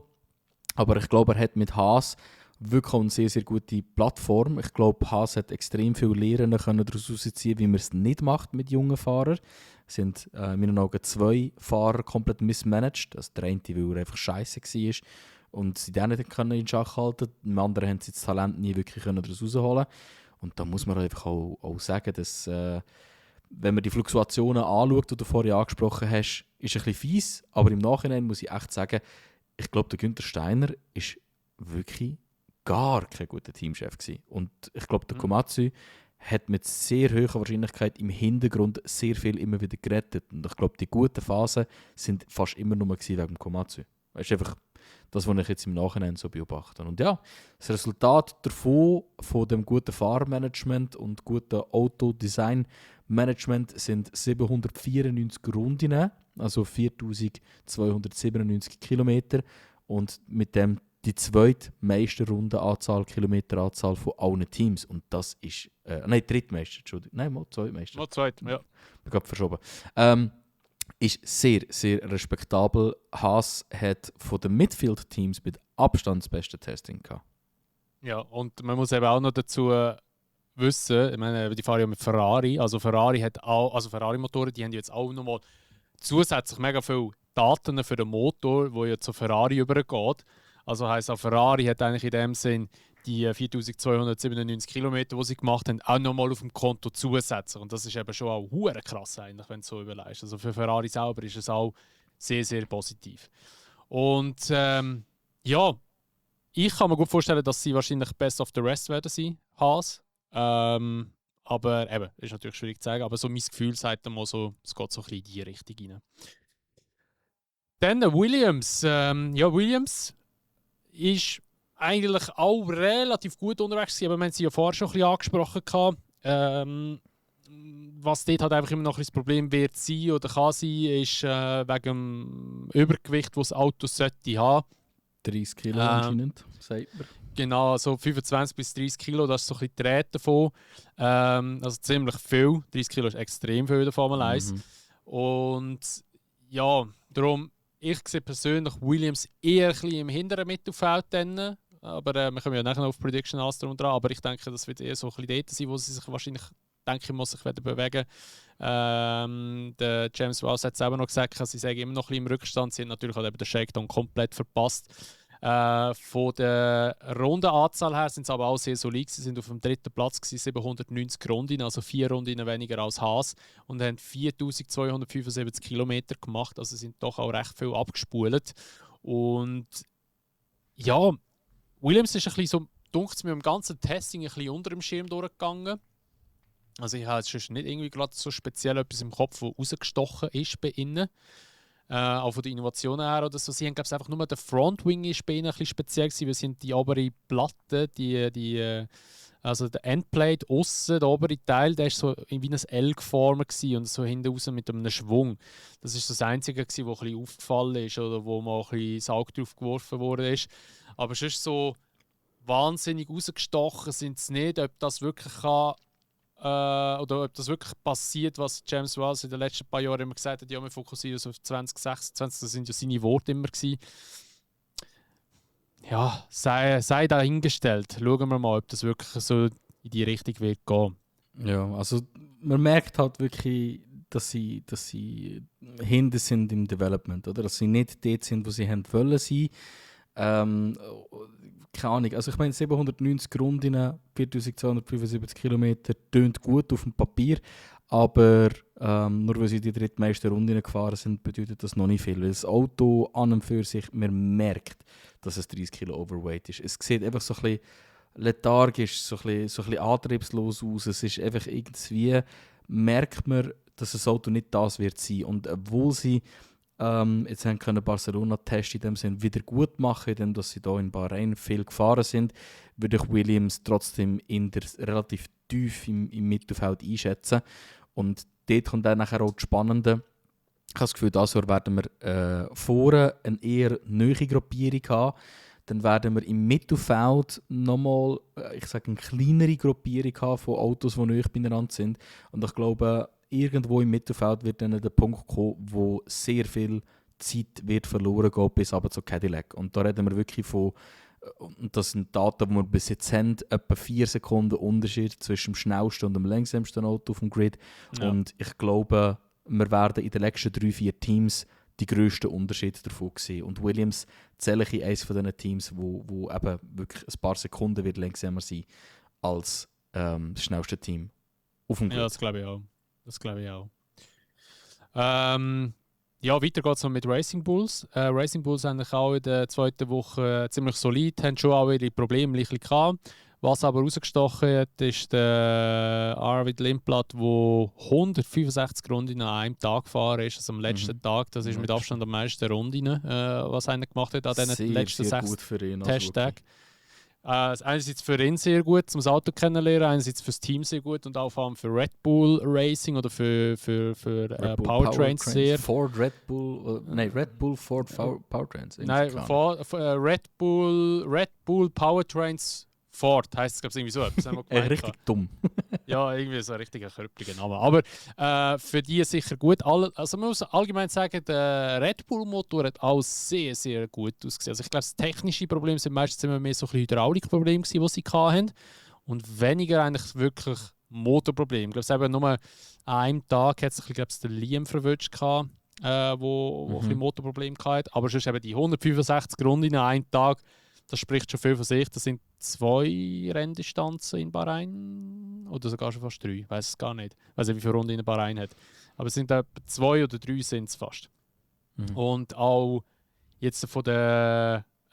Jetzt muss ich kurz schauen. Da haben wir sie von der Runden gesamthaft in den letzten 6 Tagen, wo sie gefahren sind, sind 734 Runden gefahren. 3972 Kilometer, also an Platz 5.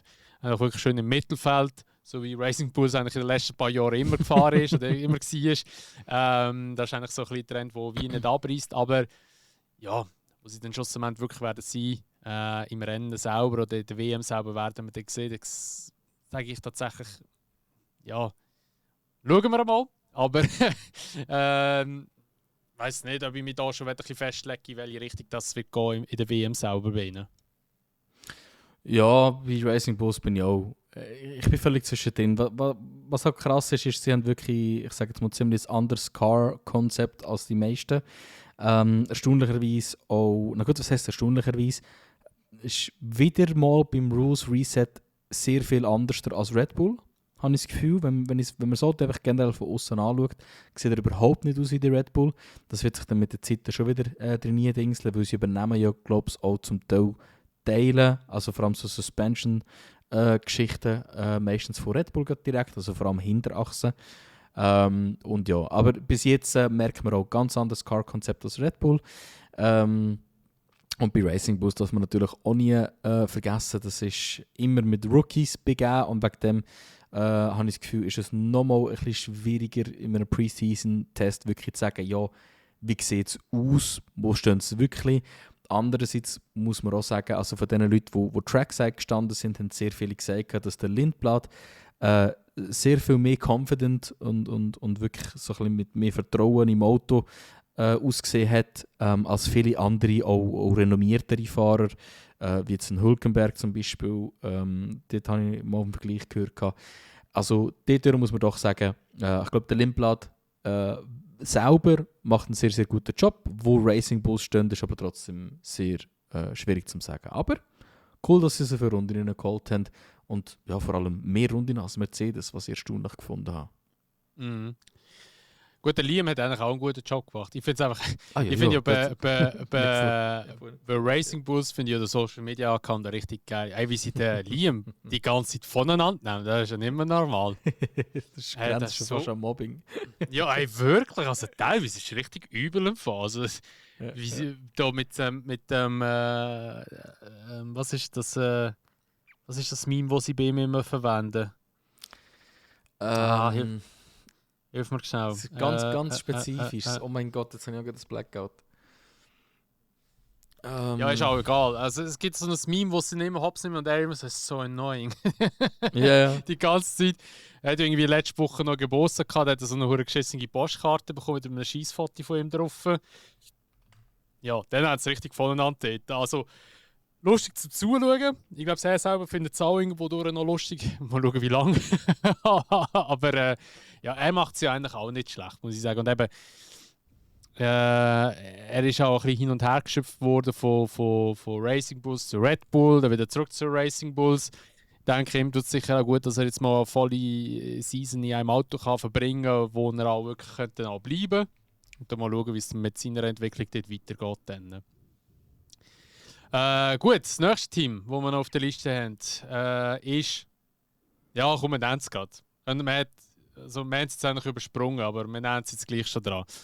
Ist Aston Martin. Das ist noch dort zwischen den Zielen drin.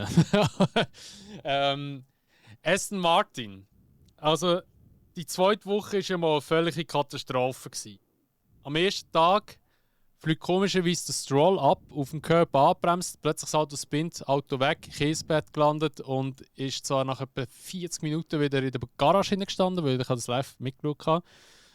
Und dann sind sie aber erst relativ spät wieder rausgekommen mit dem Auto. Zweiten Tag Alonso gefahren, Alonso fährt auf Kurve 1 zu. Beim Rausbeschleunigen hat man schon gemerkt, irgendetwas ist nicht gut. Er rollt hier irgendwie ein bisschen im Zeug rum. Und bei Kurve 4 bleibt er dann stehen und dort ein richtig weirdes Auto schreit wie nochmal so richtig auf. Also die Dreizahl geht nochmal richtig auf. Und dann muss das Auto eigentlich wie abwürgen. Man sieht, wie er mit der Hand rechts unten auf den sogenannten Killswitch geht und das Auto eigentlich wie abwürgen tut extra, das Auto abschalten tut. Und dann hat es eine längere rote Phase gegeben, weil sie das Auto nicht anlängen konnten, die Marshall. Sie mussten warten, bis 3 Mecher von Aston Martin gekommen sind und das Auto eigentlich wie sicher gemacht haben, dass sie es mitnehmen können. Und dann ist das Auto den ganzen Nachmittag eigentlich in der Garage ist nicht mehr vorgekommen. Und das hat für mich nach einem Getriebeschaden getönt. Den bringst du nicht so einfach wieder geflickt. Ja, eben, das Ding war ja, nach dem zweiten Tag hat es geheißen, dass sie eine Batterie, die defekt ist. Und das Getriebe eben, sage ich anscheinend auch, eben, wie du gesagt hast, defekt. Und Aston macht ja jetzt seit diesem Jahr auch selber das Getriebe. Und der Motor ist natürlich Honda. Und ja, den dritten Tag haben sie dann nachher auch noch 6 Runden gemacht. Und dann haben sie frühzeitig abgebrochen, weil einfach das Auto immer noch viele Probleme gemacht hat. Also die sind irgendwie erst am Nachmittag, habe ich auch gemeint, ich weiß nicht mehr ganz genau, wenn sie rausgefahren sind, aber es sind wirklich nur kurz auf der Strecke gewesen, aber 6 Runden sind sie reingekommen. Und dann nachher haben sie gesagt, sie kommen nicht mehr raus heute. Also ein richtig bitterer Testtag oder beziehungsweise Testwoche oder Wochen sogar. Aston Martin mit Abstand das schlechteste Team. 334 Runden gemacht. Kilometertechnisch haben sie nur 1807 Kilometer gemacht. Also sie sind spät am Shakedown gewesen. Sie hatten Probleme gehabt, an den Testtagen jetzt in Bahrain. Sie sind angeblich, und ich denke, das wird also sein, das einzige Team sein, das noch keine einzige Rennsimulation machen können. Also sie haben nicht ein ganzes Rennen am Stück sozusagen fahren. Also für die wird es richtig schwer sein in Melbourne oder anfangs von der WM. Ich meine, die haben die Hälfte weniger Runden oder beziehungsweise also nein, wenn das verdoppeln, die Zeit, die Kilometer, die sie gemacht haben, wäre es immer noch hinter Cadillac. Das ist krass. Das ist so krass. Die haben wirklich keine Kilometer gemacht und ich glaube, jetzt gerade für Honda auch mit dem neuen Motor wäre es wichtig gewesen, möglichst viele Testkilometer zu sammeln. Mhm. Und es hat einfach nicht geklappt. Schau, ich glaube, wenn man gut beschreiben wie fest das Aston Martin in der Scheiße steckt, dann ist, glaube ich, der Fakt ziemlich guter beschrieben. Erstens einmal haben sie nicht mal, oder sind knapp halb so viele Runden wie ein neues Team, Cadillac, gemacht. Wenn man das mit einem der schlechtesten Saisons, wo wir in den letzten paar Jahren gesehen haben, Williams 2019 vergleicht, Williams hat 2019 in den Tests 567 Laps gemacht und Aston Martin 334 dieses Jahr. Ich glaube, das beschreibt ziemlich gut, wie tief in der Scheiße Aston Martin steht. Und ja, sind wir ehrlich, all die 334 Runden sind nur dafür da gewesen, zum Problem zu fixen. Nicht zum irgendwelche Longruns machen, nicht zum irgendwie Pace anschauen oder so. Und also zu sagen, dass es ein schlechter Test war, ist wirklich ein Understatement. Also es ist horrend schlecht gewesen. Und ich bin mir beim Rating echt nicht sicher, welches Team weniger schnell wird sein, Cadillac oder Aston Martin. Aber eins von diesen beiden wird weit hinten sein. Ja, also Oder das beide. ist... also Cadillac hat besser ausgesehen, muss man ganz ehrlich Ja. sagen. Cadillac hat auch Probleme gehabt. Die haben eben in der zweiten Testwoche die Probleme gehabt mit Telemetrieübertragung. Also die haben teilweise sind die rausgefahren und haben gar keine Daten bekommen. Ja, Und das Problem ist, halt, du kannst ja... darf, weisst die dürfen. Ja, aber sie haben halt natürlich einfach das Problem, wenn sie einen Fehler bekommen, würden sie es nicht sehen und das Auto könnte extreme Schäden davon tragen. Und sie sind gleich einfach ein bisschen gefahren. Aber gleich Cadillac hat 586 Runden gemacht. Klar, es ist jetzt nicht abartig viel, es sind immer noch die zweitwenigsten Runden gefahren worden von ihnen.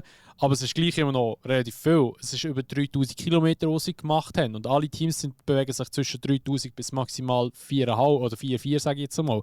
Also, es ist doch ein bisschen etwas gefahren worden. Und gerade für Cadillac, neue Leute, es sind zwar viele alte Leute von alten Teams, die dort zusammengewürfelt worden sind, kann man so sagen.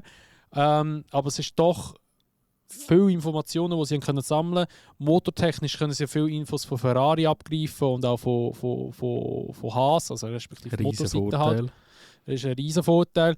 Da, wo sie einfach das Problem haben, ist halt einfach ganz Hydraulik-Geschichten und halt einfach eben, wie gesagt, Telemetrie, die nicht richtig funktioniert hat. Einfach so mehr so das ganze Chassis-Aero-Zeug, wo ein bisschen Probleme gemacht hat. Aber der Rest ist eigentlich ziemlich safe. Und dort hat Cadillac schon ein bisschen den Vorteil, muss man ganz ehrlich sagen, dass sie halt nur Motorpartner sind oder respektive Bezieher sind und nicht irgendwie noch einen eigenen Motor haben, den sie entwickeln müssen. Also Aston steht richtig, richtig übel da. Im Vergleich finde ich es eben wiederum krass, dass Audi eben dann so gut da steht gegenüber Aston, weil du musst ja eben so anschauen. Audi hat ja nicht etwas anderes wie Aston. Aston ist ja auch schon ein bestehendes Team, das einfach einen neuen Motor bekommen hat. Und Audi ist eigentlich auch schon ein bestehendes Team, also sprich sauber, das dann einfach einen neuen Motor bekommen hat. Und Audi macht es so gut. Audi hat 711 Runden gemacht, 3847 Kilometer gefahren und sind somit wirklich auf Platz 7. Also wirklich solide Leistung. Ja. Jetzt auch am letzten Testtag, am dritten Tag. Hülkenberg hat noch eine recht gute Zeit rausgeballert. Ich glaube, es war irgendwie 1,2 Sekunden weg von der Topzeit. Klar, weiß ja nicht, was da drin hatte, da Sprit und alles drum und dran und wie gross der Push war. Aber gleich, ich meine, es hat doch ein bisschen besser ausgesehen als jetzt eben bei anderen Teams. Und ich denke auch für Audi, die Runden, die sie gemacht haben, also das kann sich wirklich sehen lassen. Ja, und wenn man das Ganze anschaut, Audi macht das mit einem ziemlich sicher kleineren Investment, als der Lawrence das in Aston Martin hineingesteckt hat. Audi macht das ohne in Adrian Newey. Audi macht das mit einem ganz komplett neuen Motorenhersteller, wo null Erfahrung in der Formel 1. Null. Audi macht das mit einem Team, das nicht gerade an einer Rennstrecke ihre riesige, 380 Millionen Stutz Firma angeklopft haben. Oder? Und da muss man echt sagen, ist es einfach peinlich. Ich habe Anfang das Jahr, respektive in unserem ersten Podcast, habe ich schon gesagt, schau, für mich ist 2026 so das erste Jahr, wo man ein bisschen Resultat muss sehen von Aston, wenn man einfach anschaut, wie viel sie in den letzten Jahren investiert haben. Ich sage nicht, dass das Jahr ist, wo sie Wins oder gar Podiums reinholen, aber sie müssen mindestens im Mittelfeld sein, eher sogar in meinen Augen vorne am Mittelfeld sein. Aber sie sind nach dem Test zuhinterst hinten. Und ich bin sehr, sehr überrascht, wenn sie nicht zuhinterst hinten sind oder nicht nur Cadillac als Konkurrent sind, wenn sie in Melbourne ankommen. Ich bin wirklich sehr, sehr erstaunt. Aber ja. Ja, also vor allem auch das zeigt einfach auch, eben, dass es nichts bringt, dass du da, weiss nicht, wie viel Kohle ausgibst für einen Adrian Newey. Also klar, ich denke, weißt du, das Auto an sich.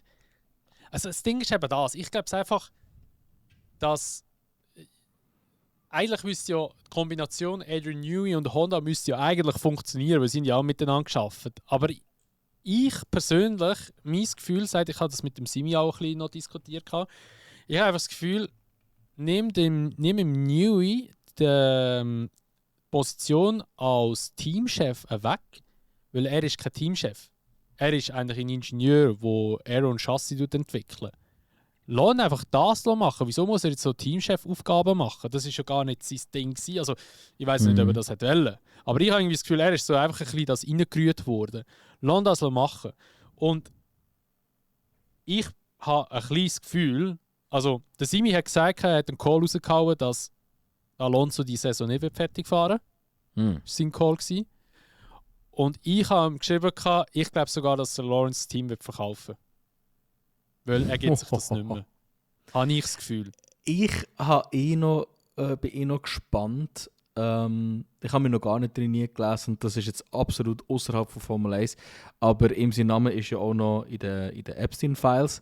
Da bin ich da auch noch sehr, sehr gespannt. Das meine ich wirklich ernst, was dort dann alles noch kommt. Wenn dort irgendein Skandal rauskommt, dann kann das Team nicht mehr verkaufen. Ja, aber weißt du, sind wir ehrlich.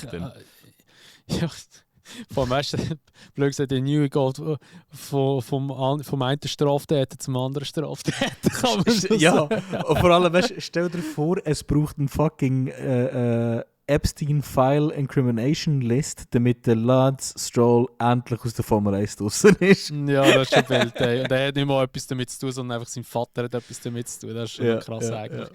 Aber ich habe einfach das Gefühl, so, also weißt du, da sind wir ehrlich, der Lawrence, der verliert langsam sein Gesicht dort. Ich meine, der hat so definitiv viel Geld reingebuttert und eben, es passiert einfach nichts. Also, ich glaube, er hat die Leute dafür. Das sind gute Leute, die dort arbeiten. Aber es klappt ja gleich nicht an Liz. Ja, wahrscheinlich ist es mal ein bisschen an einem Fahrer, der halt einfach auch nicht so das Feedback kann geben kann, wie man es eigentlich wünschte. Und wahrscheinlich auch an einem Team Investor oder Holder, sage ich jetzt mal, der einfach so Druck immer macht und meint, er sagt der grösste und der beste und der dickste Player auf jedem Markt, aber er bringt sie nicht her. Ja. Und also darum, ich bin ehrlich, ich finde es ja gut, ich finde es schade für den Brand Aston und für das, was sie alles gemacht haben und für die Leute und auch für auch Honda finde ich es schade, dass es so ist, wie es ist. Aber für den Lawrence und für den Stroll, sorry, also für den Lance habe ich 0 Sympathiepunkte mehr. Und da bin ich auch richtig froh, dass sie richtig genommen wird, die ganze Zeit. Ich sage so ganz ehrlich, wer auch immer das Team aufkauft, kauft sich eine absolute Goldmine, wenn es verkauft wird. Ja. Also dort hast du so viel Potenzial auf technischer Ebene, aber auch einfach die Leute, die dort sind. Ein Rob Green, wer ist noch alles? Es gibt sehr viel High-Ranking-Personal, wo halt eingekauft worden ist in den letzten paar Jahren, wo extrem gut arbeiten könnten. Und ich glaube, wenn man jetzt einfach auch mal schaut, wenn man Angst hat, dass das Aston nicht mit Honda kann funktionieren, ja wieso nicht? Ich weiss jetzt, ob du dich magst an Szenen erinnern, wo man Meetings gesehen hat von Lawrence Stroll. Und ich kann mir nicht vorstellen, dass seine Art und Weise zu führen, so das extrem immer verlangen. Ich will Resultat, ich will Nummern, ich will Zahlen. Ich kann mir nicht vorstellen, dass das mit einer japanischen Kultur 15 gut... Ja, genau. 15 Minutes. Und ich muss mich jetzt überzeugen. Weißt? Also, ich kann mir nicht vorstellen, dass das mit einer japanischen Kultur zusammen funktioniert. Wiederum Red Bull, was so ein bisschen, ich sage jetzt mal, jung und wild ist irgendwie im Führungsstil und sehr viel Respekt auch Honda gegenüber gegeben hat, von vorne weg. Das spüre ich jetzt von Aston gegenüber Honda nicht. Ich habe das Gefühl, man beschwert sich automatisch dagegen und Honda ist schuld. Aber sorry, wenn das Getriebe in die Luft gegangen ist und ihr das Inhouse entwickelt, dann ist der das Getriebe gemacht hat, schuld. Also da kannst du jetzt nicht Honda das in die Schuhe schieben. Und ja, das ist so. Aber es ist sind wir einmal gespannt. Ja, sind wir mal gespannt, wie die das werden meistern. Wir haben jetzt hure viel Zeit an Aston verloren, aber ich glaube, es ist auch wichtig, dass das gesagt wird. Also es ist wirklich unter aller Sau. Aber ich glaube, das ist auch ein guter Abschluss für die paar Wochen. Ja, ich glaube, Cadillac und Red Bull sind die Teams, wo wir noch nicht gross darüber geredet haben, oder? Im Cadillac haben wir ja eigentlich auch schon ein bisschen etwas gehabt, eben wegen der Telemetrie und alles, was nicht so funktioniert hat. Und schon eigentlich das Team an sich, sie haben ihre Probleme, aber es ist halt wirklich komplett neu, oder? Also, habe ich eben vorher schon gesagt, das ist eigentlich auch ein Haufen Leute, die ein bisschen zusammengewürfelt worden ist und Auto komplett neu und alles. Also, die werden es schon schwer haben. Und eben, wenn die halt hinten nachfahren, dann ist das halt einfach zu erwarten gewesen. Aber Cadillac hat auch für die bessere Basis. Sie haben 2 Fahrer, die in Championship-Teams mitgefahren sind, die viel Erfahrung haben, die Rennsiege auch geholt haben und. Und die haben halt einfach, denke ich, von der Basis her stehen die viel besser da. Definitiv. Aber eben, sie haben eine Carte Blanche, sagt man das so schön. Also sie können machen, was sie wollen. Sie haben gleich Erfolg, wenn sie einfach in Melbourne dort stehen und starten. Und man muss halt abschließend vom Testing bei Cadillac sagen, das Auto sieht nicht super aus. Also man sieht, dass es träge ist, man sieht, dass es nicht gut einlenkt, man sieht, dass die Fahrer ein bisschen am Struggle sind. Aber das ist der full extent of the negative. Oder? Also es könnte wirklich viel, viel schlimmer sein. Von dem her ist das eigentlich voll okay.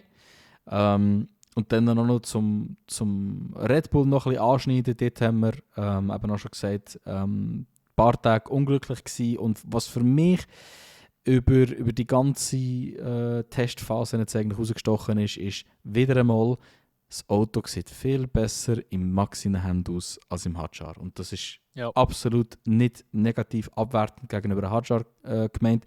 Ihr wisst, ich bin ein riesen Fan von ihm. Ich halte sehr viel davon, von seinem Talent. Ich glaube, der ist ein unglaublich guter Fahrer. Aber das Auto ist wieder einmal auf den Max zugeschnitten. Schlichtweg. Oder auch auf seine Stärken zugeschnitten. Wie auch immer, dass man das nennen will. Trotzdem haben sie viele Runden reingebracht. Trotzdem hat der Hadjar auch nicht komplett schlecht ausgesehen. Aber man hat gesehen, vor allem gegen die letzten 2-3 Tage, dass er sehr frustriert worden ist. Ich glaube, dort muss der Hadjar einfach auch schauen, dass er sich nicht zu fest mit dem Max vergleichen. Weil das, habe ich das Gefühl, wird bei ihm passieren. Und das ist halt so ein das. Also, wenn man es mal realistisch anschaut, ich glaube nicht, dass ein Hadjar in einem Championship-Fight wird dabei sein. Ich glaube aber, dass ein Red Bull mit dem Verstappen definitiv beim Championship-Fight wird dabei sein. Das ist so ein bisschen mein Feeling, das ich von Red Bull habe.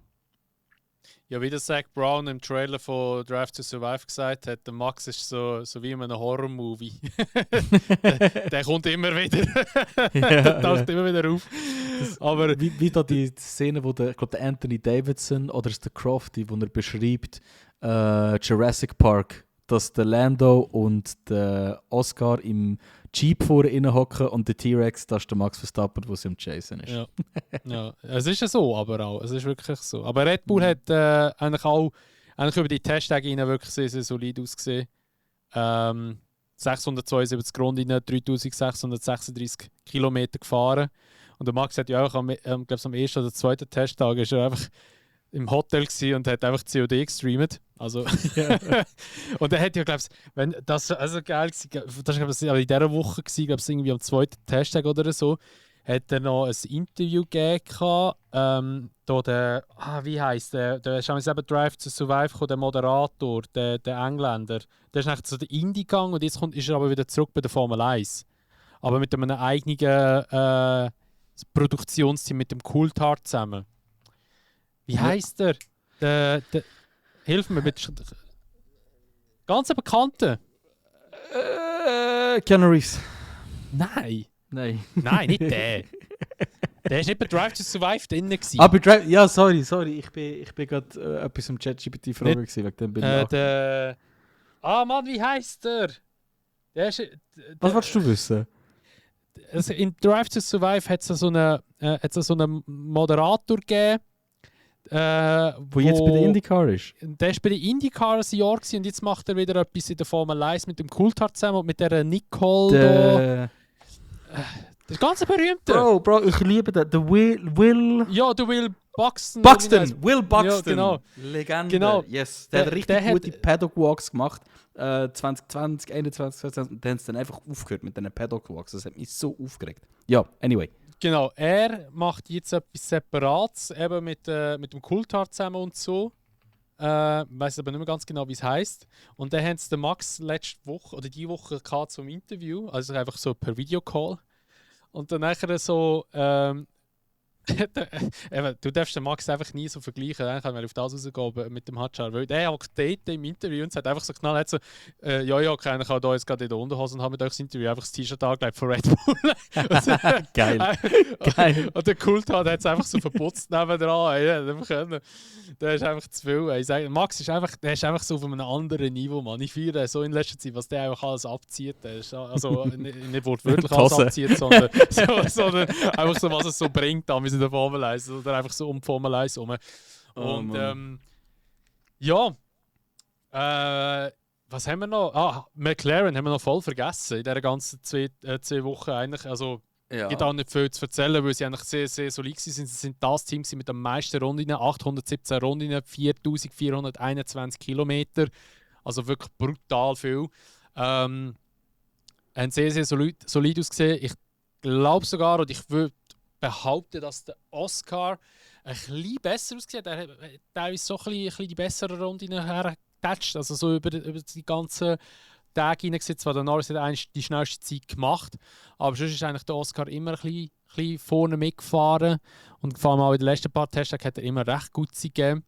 Aber was mir dort vor allem aufgefallen ist, was du vorhin bei Max gesagt hast, das Auto von McLaren sieht sehr ruhig aus beim Fahren. Im Kurven und alles sieht sehr, sehr, sehr ruhig aus. Also das Fahrverhalten wird schon stark sein. Definitiv. Ich glaube, McLaren ist so ein bisschen, wenn man denen ihr Testing beschreiben, the silent killer. Also sie sind wirklich unauffällig gewesen, keine grossen News, keine grossen Innovationen, aber das Auto sieht einfach fertig aus irgendwie. Man hat wirklich das Gefühl, obwohl sie am wenigsten Windtunnel-Zeit hatten von allen, dass die einfach ein Paket genommen haben, sich dafür entschieden haben und das genauso gebaut haben, wie sie wollen. Und es funktioniert, weil sie nicht übertrieben haben, weil sie nicht unbedingt etwas Neues probiert haben, aber das kann halt eben schon auch richtig, richtig gut kommen. Also man darf da wirklich McLaren nicht vorausnehmen. Wir haben in Barcelona. In Barcelona haben wir von Bro, bin ich Joe Biden oder was? Gerade richtiger Hinfurz. Wir haben in Barcelona zuerst von Mercedes, dann von Red Bull geredet. Und nachher haben wir von Red Bull weitergeredet, Anfang Woche. Wir sind zu Ferrari über. Aber McLaren war immer rum. Und wirklich Dark Horses, also Pole wird zwischen diesen 4 Teams entschieden. Das ist ganz klar. Ja. In Melbourne, und das finde ich so krass, in 2 Wochen in Melbourne wird Pole von diesen 4 Teams entschieden. Definitiv. Ja. Das ist in 2 Wochen geht es schon los. He? In 2 Wochen und morgen um 5 ist das Rennen. Das ist mir scheißegal. Für das stehe ich auf. Ja, das ist wieder so richtig Pain, aber egal. Nach 10 Minuten. Highlights anschauen. Ja, genau. Ja, und sonst ist eigentlich nur noch Ferrari 745 Runden und 4032 Kilometer. Ich glaube, das haben wir noch nicht erwähnt. Ja, aber das sind so eigentlich die Testtage gewesen, oder die 2 Wochen Testtage. Es hat dann noch ein bisschen vom Stella noch ein bisschen Wind gegeben wegen Motorleistungsreduzierung, wegen Overtake-Button oder wie heißt es mal? Boost? Boost-Button, Overtake-Button. Wie heißt der Modus? Ist auch egal. Es geht grundsätzlich darum, so überholen sei schwer und so einen Overtake-Button, den sie haben, oder der Boost-Mode heisst der tatsächlich. Boost-Mode, ja genau. Das soll man anscheinend, also man soll die ganze Motorleistung eben auf etwa 200-250 kW reduzieren und im Boost-Mode soll dann nachher das Auto die 350 kW haben, das wird das Überholen einfacher machen. McLaren ist aber sind eigentlich die Einzigen, die das so möchten haben. Plus hat er auch gesagt, dass die Rückkopplung ein bisschen zu stark sei, weil es ist so, wenn du Vollgas gehst, tut das Auto nur ganz, ganz fein rückkoppeln oder beziehungsweise oder gar nicht eigentlich. Und wenn du vom Gas gehst, aber nur wirklich ganz, ganz fein vom Gas gehst, tut er schon extrem rückkoppeln. Es gibt so eine Prozentzahl, wie viel das rückkoppeln, wenn man ein bisschen vom Gas geht. Und das sagt für ihn selber, sagt das ein bisschen too much, weil wenn du wirklich nicht beieinander fahrst oder hintereinander fahrst, könnte es schnell mal einen Auffahrunfall geben. Und da hat er gesagt, er würde das gerne einfach ändern. Aber ich glaube, momentan ist es wirklich so, dass McLaren so das einzige Team ist, das das erwähnt hat. Oder der Andrea Stella ist der einzige, der das so ein bisschen erwähnt hat. Ob das wirklich dann so ein bisschen geändert wird, sei dahingestellt. Ich denke es jetzt eher mal weniger. Ich glaube, es allgemein die Formel 1 oder auch die FIA sagt jetzt einfach mal, wir schauen jetzt einfach mal, wie sich das entwickelt. Also wir haben jetzt einfach die Regeln, wir haben jetzt einfach die Basis, wir haben die Daten und alles drum und dran. Wir schauen jetzt einfach mal, wie Melbourne, China, Japan und so weiter und so fort, die Rennen, die kommen, wie sich das so entwickelt, wie ist das Racing als, und dann werden erst wieder ein bisschen Entscheidungen getroffen. Ob es dann noch für diese Saison ist, sei dahingestellt, oder ob es dann erst dann für 2027 ist, das werden wir dann sehen. Yes. Genau. Ja, wie gesagt, das wäre eigentlich so die 2 Tage, oder die 2 Tage, 2 Wochen Preseason-Tests gewesen. Jetzt machen wir noch ein kleines Team-Ranking. Und auch noch Prediction für die WM. Also mit den Top 5 Fahrern und auch mit den Teams. Und da darfst du gerade übernehmen mit dem Team Ranking. Yes. Soll ich es ganz durchrattern, von unten bis hoch? Oder willst du unten hin und her switchen? Ja, fahr schon mal mit Team Ranking an. Sagst du dein Team zuerst und dann sage ich meins. Sauber. Aber nicht sauber, sondern Jetzt habe ich schon gemeint, hä? Nein, ganz klar Cadillac. Ich erwarte nichts von ihnen. Ich erwarte, dass sie in Melbourne ankommen. Ich erwarte, dass sie mindestens ein Auto über die Ziellinie bringen. Und dann ist es schon voll ein Erfolg. Ich glaube nicht, dass sie schneller werden sein als irgendein Team. Und das einzige Team, das eine Konkurrenz macht für den 11. Platz, ist Aston Martin. Also Cadillac auf Platz 11. Okay, ja, Aston. Weil ja. Nach dem, was ich gesehen habe, wie es aussieht, wie es tönt, Kilometer, Erfahrungen und alles drum und dran, sehe ich tatsächlich Cadillac immer noch weiter vorne als Aston. Also für mich ist Platz 11 Aston. Wenn wir überlegen oder wenn wir sagen, welches Team ist most likely not to turn up at Melbourne, dann würde ich auch sagen Aston. Und dann hätten sie automatisch den 11. Spot, wenn sie nicht einmal es schaffen, nach Melbourne zu kommen. Ich glaube, da greife ich aber auch nicht zu fest vor, wenn ich direkt sage, Aston auf Platz 10. Also eins von diesen Teams wird Platz 11 oder 10 sein. Okay, ja, ich habe auf Platz 10 habe ich jetzt halt bei mir Cadillac. Weil ich denke, Cadillac hat schon die bessere Basis. Und als Aston beziehungsweise halt einfach, weil sie halt eben mehr Daten haben, obwohl das Telemetrie die Hälfte nicht aufgenommen hat wahrscheinlich. Okay. Dann, ja, das ist okay. Perfekt. So, okay, ja. Ja.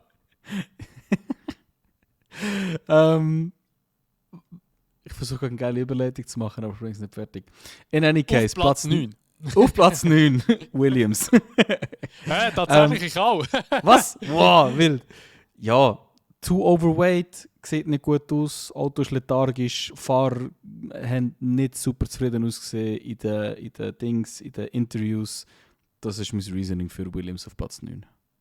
Ja, ich glaube es vor allem einfach auch, Williams wird sich ein bisschen übernommen haben mit dem, was sie vorhaben für 2026. Und eben, es sieht ja alles nicht so gut aus im Moment für sie. Also vor allem eben so das Auto an sich und eben mit dem Overrate, wenn das wirklich so stimmt. Also ich wäre extrem überrascht, wenn sie vorne im Mittelfeld mitspielen könnten. Aber für mich im Moment so auf dem Ranking Platz 9. Okay.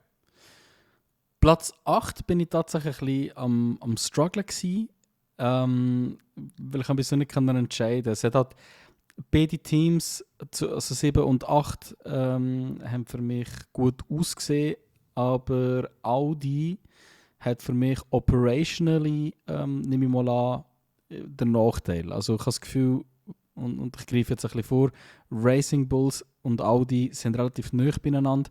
Ich glaube aber, dass Racing Bulls hat einfach mit der Erfahrung, die sie haben, mit den Leuten, die sie haben, ja, vielleicht den Platz 7 eher können sichern als Audi, die sehr viele neue Leute hat. Aber ja, Stand jetzt sehe ich Audi als 7, 8 bestes Team, wird sie aber auch wegen einfach rein operationally auf ein Platz 8 runter tun. Ich bin gerade am schauen, ob ich irgendwo das Green Record am Laufen habe, weil ich habe Audi auf Platz 8 und Racing Bull auf Platz 7. Lol. Bis jetzt haben wir nur Aston und Cadillac anders eingestuft und jetzt sagen wir basically, könnte es eins oder das andere sein. Und 6 ist sicher auch Alpine. Ja! Was? Hey, nein, what the fuck? Okay. Aber es ist halt wirklich so, weil Audi denke jetzt noch nicht so, dass sie wirklich voll werden mitspielen da vorne. Und Alpine hat doch mich ein bisschen mehr überzeugt als Racing Bulls, bin ich ehrlich. Und hat einfach wegen dem Mercedes-Motor, denke ich, werden sie eher auf dem 6 sein. Aber krass, ja. Also Heftig, dass wir mal so uns einig sind. He? Das ist wirklich heftig. Aber ich glaube, das zeigt auch, wenn du die ganzen Preseason-Tests richtig analysierst, kommst du etwa auf das Resultat. Oder wenn du auf die richtigen Sachen schaust. Wenn du nicht die Zeiten anschauen und so Geschichten, sondern wenn du die Interviews der Fahrer anschaust, ja, dann kommst du wahrscheinlich immer etwa auf ein ähnliches Rating, aber dass wir so genau sind, ist heftig. Vor allem finde ich es dann krass, da wir beide auch werden Haas auf dem 5 haben, oder? Ja, voll. Dass es so präzise ist wirklich heftig. Aber ja, ich glaube, das ist klar, dass das Midfield ist. Also von Audi bis Haas ist Midfield, von Williams bis Cadillac ist Backmarkers. Ich glaube, das ist so ein bisschen der Abschnitt. Audi und Racing Bulls könnten zu den Backmarkers gehen. Denke ich aber eher weniger. Aber ich bin ehrlich zu dir, ich glaube, in unserem Rating haben wir einfach Platz 1 und 2 haben wir nicht gleich. Oder 4 und 3 haben wir gleich. Bin ich gespannt. Sag mal, was du auf P4 hast. Auf P4 habe ich Red Bull. No fucking way. Nicht Wieso wirklich. Und hast du auf 3 McLaren? Ja. Nein! Nein! Bro, ganz ehrlich, ich glaube, wir werden nur Aston und Cadillac Unterschiede haben. Auf 2 habe ich Mercedes und 1 habe ich Ferrari. Ah, okay, gut. Okay. Darum habe ich gesagt, 1 und 2 werden wir vertäuscht haben. Aber ey, wie crazy ist das? Ey, das wir ist sind nie wild. so einig und jetzt haben wir einfach das so miteinander. Das ist krass. Weißt du, das Kranke ist, ich hatte die längste Zeit Ferrari auf P1 gehabt und Mercedes auf P2. Und ich habe als allererstes Aston auf P11 und Cadillac auf P10 geschrieben. Wir sind damn near dran gewesen, dass wir wirklich genau die gleiche Prediction haben. Aber ja, dann sind wir uns sehr einig. Das ist super. Schau, ich sage zu Ferrari, Mercedes, McLaren, Red Bull folgendes. Du hast Red Bull nur einen Fahrer, der gut performen wird. Das Auto ist nicht genug gut für beide. Das kann sie nicht besser machen als McLaren, Ferrari und Mercedes. McLaren haben wir zu wenig Innovation, zu wenig Spezielles gesehen, dass wir sagen können, boah, on top, aber sie sind genug gut gefahren, dass sie werden dabei sein. Mercedes hat von vorweg am meisten oder am besten ausgesehen. Die Fahrer sehen in den Interviews am zufriedensten aus. Beide, also auch der Russell und der Antonino, habe ich wieder sagen, der Antonelli, sehen beide sehr, sehr happy aus. Ich habe generell so ein bisschen das Feeling vom ganzen Team super gefunden von Mercedes, wie sie geredet haben etc. Auch der Toto hat wirklich sehr, sehr confident ausgesehen, das Auto. Und von dem her, ja, könnte Mercedes Platz 1 sein. Ich verstehe aber ganz genau, wieso dass du Ferrari auf Platz 1 da hast. Und ich nehme mal an, dass es ist, weil du einfach siehst, wie gut das Auto performt hat jetzt in den letzten 2 Tagen noch. Ich nehme an, das ist dein Reasoning, oder? Nein, du musst einfach daran belieben. Du musst einfach daran belieben. Ich beliebe eben nicht, dass es operationally gut läuft. Wegen dem habe ich auf Platz 2 da. Nein, also der ein Aspekt noch, wo ich einfach das Gefühl habe, dass Ferrari auch echt strong könnte sein, ist halt einfach einerseits angeblich, aber das ist auch wieder Gerücht, haben sie in der ersten Testwoche in Bahrain noch den gleichen Motor drin gehabt wie in Barcelona und der hätte den Motor über 600 Runden schon drauf gehabt. Mhm. Was echt krass ist für einen neuen Motor. Und einerseits dann nachher auch noch ein bisschen die Innovationen, die sie gebracht haben. Der Charles hat, wo er am 3. Testtag gefahren ist, schon ein bisschen gefightet mit dem Auto, hat schon ein bisschen Mühe gehabt. Allerdings denke ich, ist viel einfach auch eine Setup-Anpassung oder eine Setup-Änderung, wo dann das Potenzial noch mal mehr rausholen kann.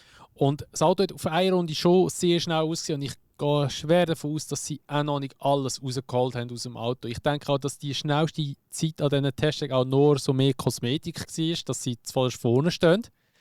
Aber ich habe schon das Gefühl, da ist noch viel Feuer dahinter. Also darum Ferrari, ist für mich an diesen Testtagen jetzt wirklich eigentlich so das Team gewesen, wo einerseits am meisten auch noch Performance hat. Also Mercedes hat schon stark ausgesehen und schnell ausgesehen, aber Ferrari hast du irgendwie immer so das Gefühl, also, ja, sie werden auch auf 2., 3. sein. Wie du vorher gesagt hast, aber für die sind eigentlich die gewesen, wo du dachtest, so, da hättest du gar nicht erwartet, dass sie so mitspielen. Aber für mich ist es irgendwie so, dass sie, weiß auch nicht, sie haben am meisten überzogen.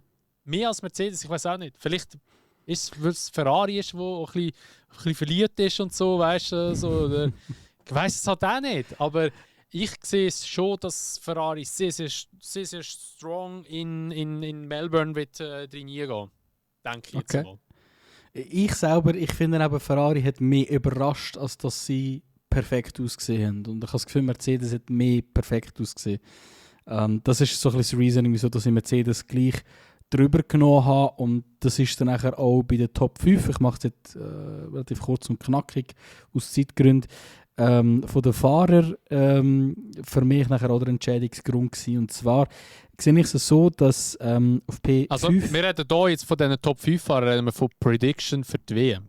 Yes, das ist Prediction für die Fahr-WM. Nicht einfach nur, wer steht wo momentan, weil das ist impossible to read. Meine Fahr-Prediction für die Top 5 fängt an mit den 2 McLaren Boys. Lando auf dem 5, Piastri auf dem 4. Ich glaube, der Piastri wird da so schneller sein als der Lando. Mal schauen, bin mal gespannt, wie der Lando jetzt fährt, ob bei ihm auch nochmal so ein bisschen wie beim Verstappen ein bisschen eine Verbesserung ist, weil er jetzt mit mehr Lockerheit kann fahren kann. Ob man das sieht oder nicht, aber ja, ich sehe trotzdem, dass der Piastri sein Fahrtalent also endlich richtig wird können ausnutzen. Der Verstappen wird aber trotzdem, weil die beiden McLarens wieder mit Papaya Rules sich gegenseitig ins Knie werden schiessen, Platz 3 holen in der Championship. Und der Leclerc wird nur nicht Champion werden, weil der Russell mit Mercedes einfach eine zu gute Kombi ist und der Russell absolutes Killer-Mindset hat momentan und völlig on point ist. Also wenn man das Ende vom letzten Jahr anschaut. Also für mich, Russell wird World Champion und Leclerc wird nur nicht World Champion, weil Ferrari ihm nicht das Paket wird können liefern, das er braucht dafür. Und sonst, wenn er auch nur ansatzweise ein Paket hat dafür, wird der Leclerc Champion und dann gehe ich ab wie ein Zäpfchen. Gut, also immerhin oben der Driver Prediction oder WM Prediction sind wir ein bisschen voneinander. Da haben wir ein bisschen anderes Zeug aufgeschrieben. Also auf Platz 5 ist bei mir der Piastri. Ah doch, okay. Auf Platz 4 habe ich den Max. Und jetzt kommt eben mein vorher erwähnte Hot Call, also ich meine Hot Take nämlich. Platz 3 George Russell. Oha. Platz 2 Charles Leclerc. Kimi Antonelli. Und Platz 1 Leclerc! Weißt du, das finde ich wenn nicht das Jahr, dann nie. Wenn denn? Ja, also dann nicht mit Ferrari. Wenn nicht das Jahr, dann mit Ferrari. Ja, na gut, nein, ich glaube ganz ehrlich, dass der Ferrari schon noch mal eine Chance gibt, wenn er das Jahr kann Championship fighten kann. Solange er Championship kann fighten, wird Leclerc glaube ich schon bleiben. Aber das ist eine Diskussion für eine Driver Prediction, die wir eventuell könnten machen. Sehe was ich richtig heftig finde, ist, dass wir uns einig sind, dass der Hamilton nicht in der Top 5 ist. Obwohl wir sagen, Ferrari wird gut sein. Also ich bin ehrlich, bei aller Liebe zum Hamilton, er ist einfach zu alt. In meinen Augen hat er nie zu Ferrari wechseln. Meinst du, er soll mit Mercedes beenden?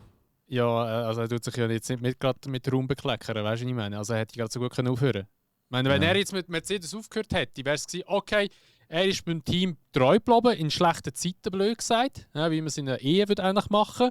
Und dann hat er halt aufgehört, weil er einfach gezahlt worden ist. Blöd gesagt. Aber nein, er switcht das Team und sagt, ich versuche es nochmal mit dem Mythos Ferrari etwas zu reissen. Hat aber irgendwie ausgeblendet, dass die 20 anderen Fahrer vorher komplett von Ferrari zersagt worden sind. Gut, das ist natürlich jetzt nicht mehr so schlimm, wie es auch noch dazu mal war. Aber ich bin bis heute immer noch überzeugt, ein Sainz wäre immer noch die bessere Wahl bei Ferrari als ein Lewis. Ah ja, da bin ich 100% bei dir und ich finde es ehrlich gesagt traurig, dass man wahrscheinlich nie mehr ein Sainz wäre zurück bei Ferrari gewesen, weil das ist eigentlich wirklich der passende Fahrer für das Team gewesen.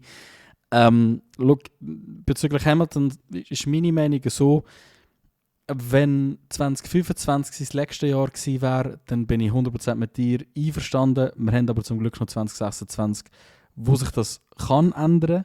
Wir gehen in eine Fahrzeuggeneration rein, die ihm mit höherer Wahrscheinlichkeit wieder besser wird passen. Weil die Ground Effect Era ist generell sehr, sehr schlecht gewesen von ihm. Was ist es? Ja, ein das Win, ist so. oder?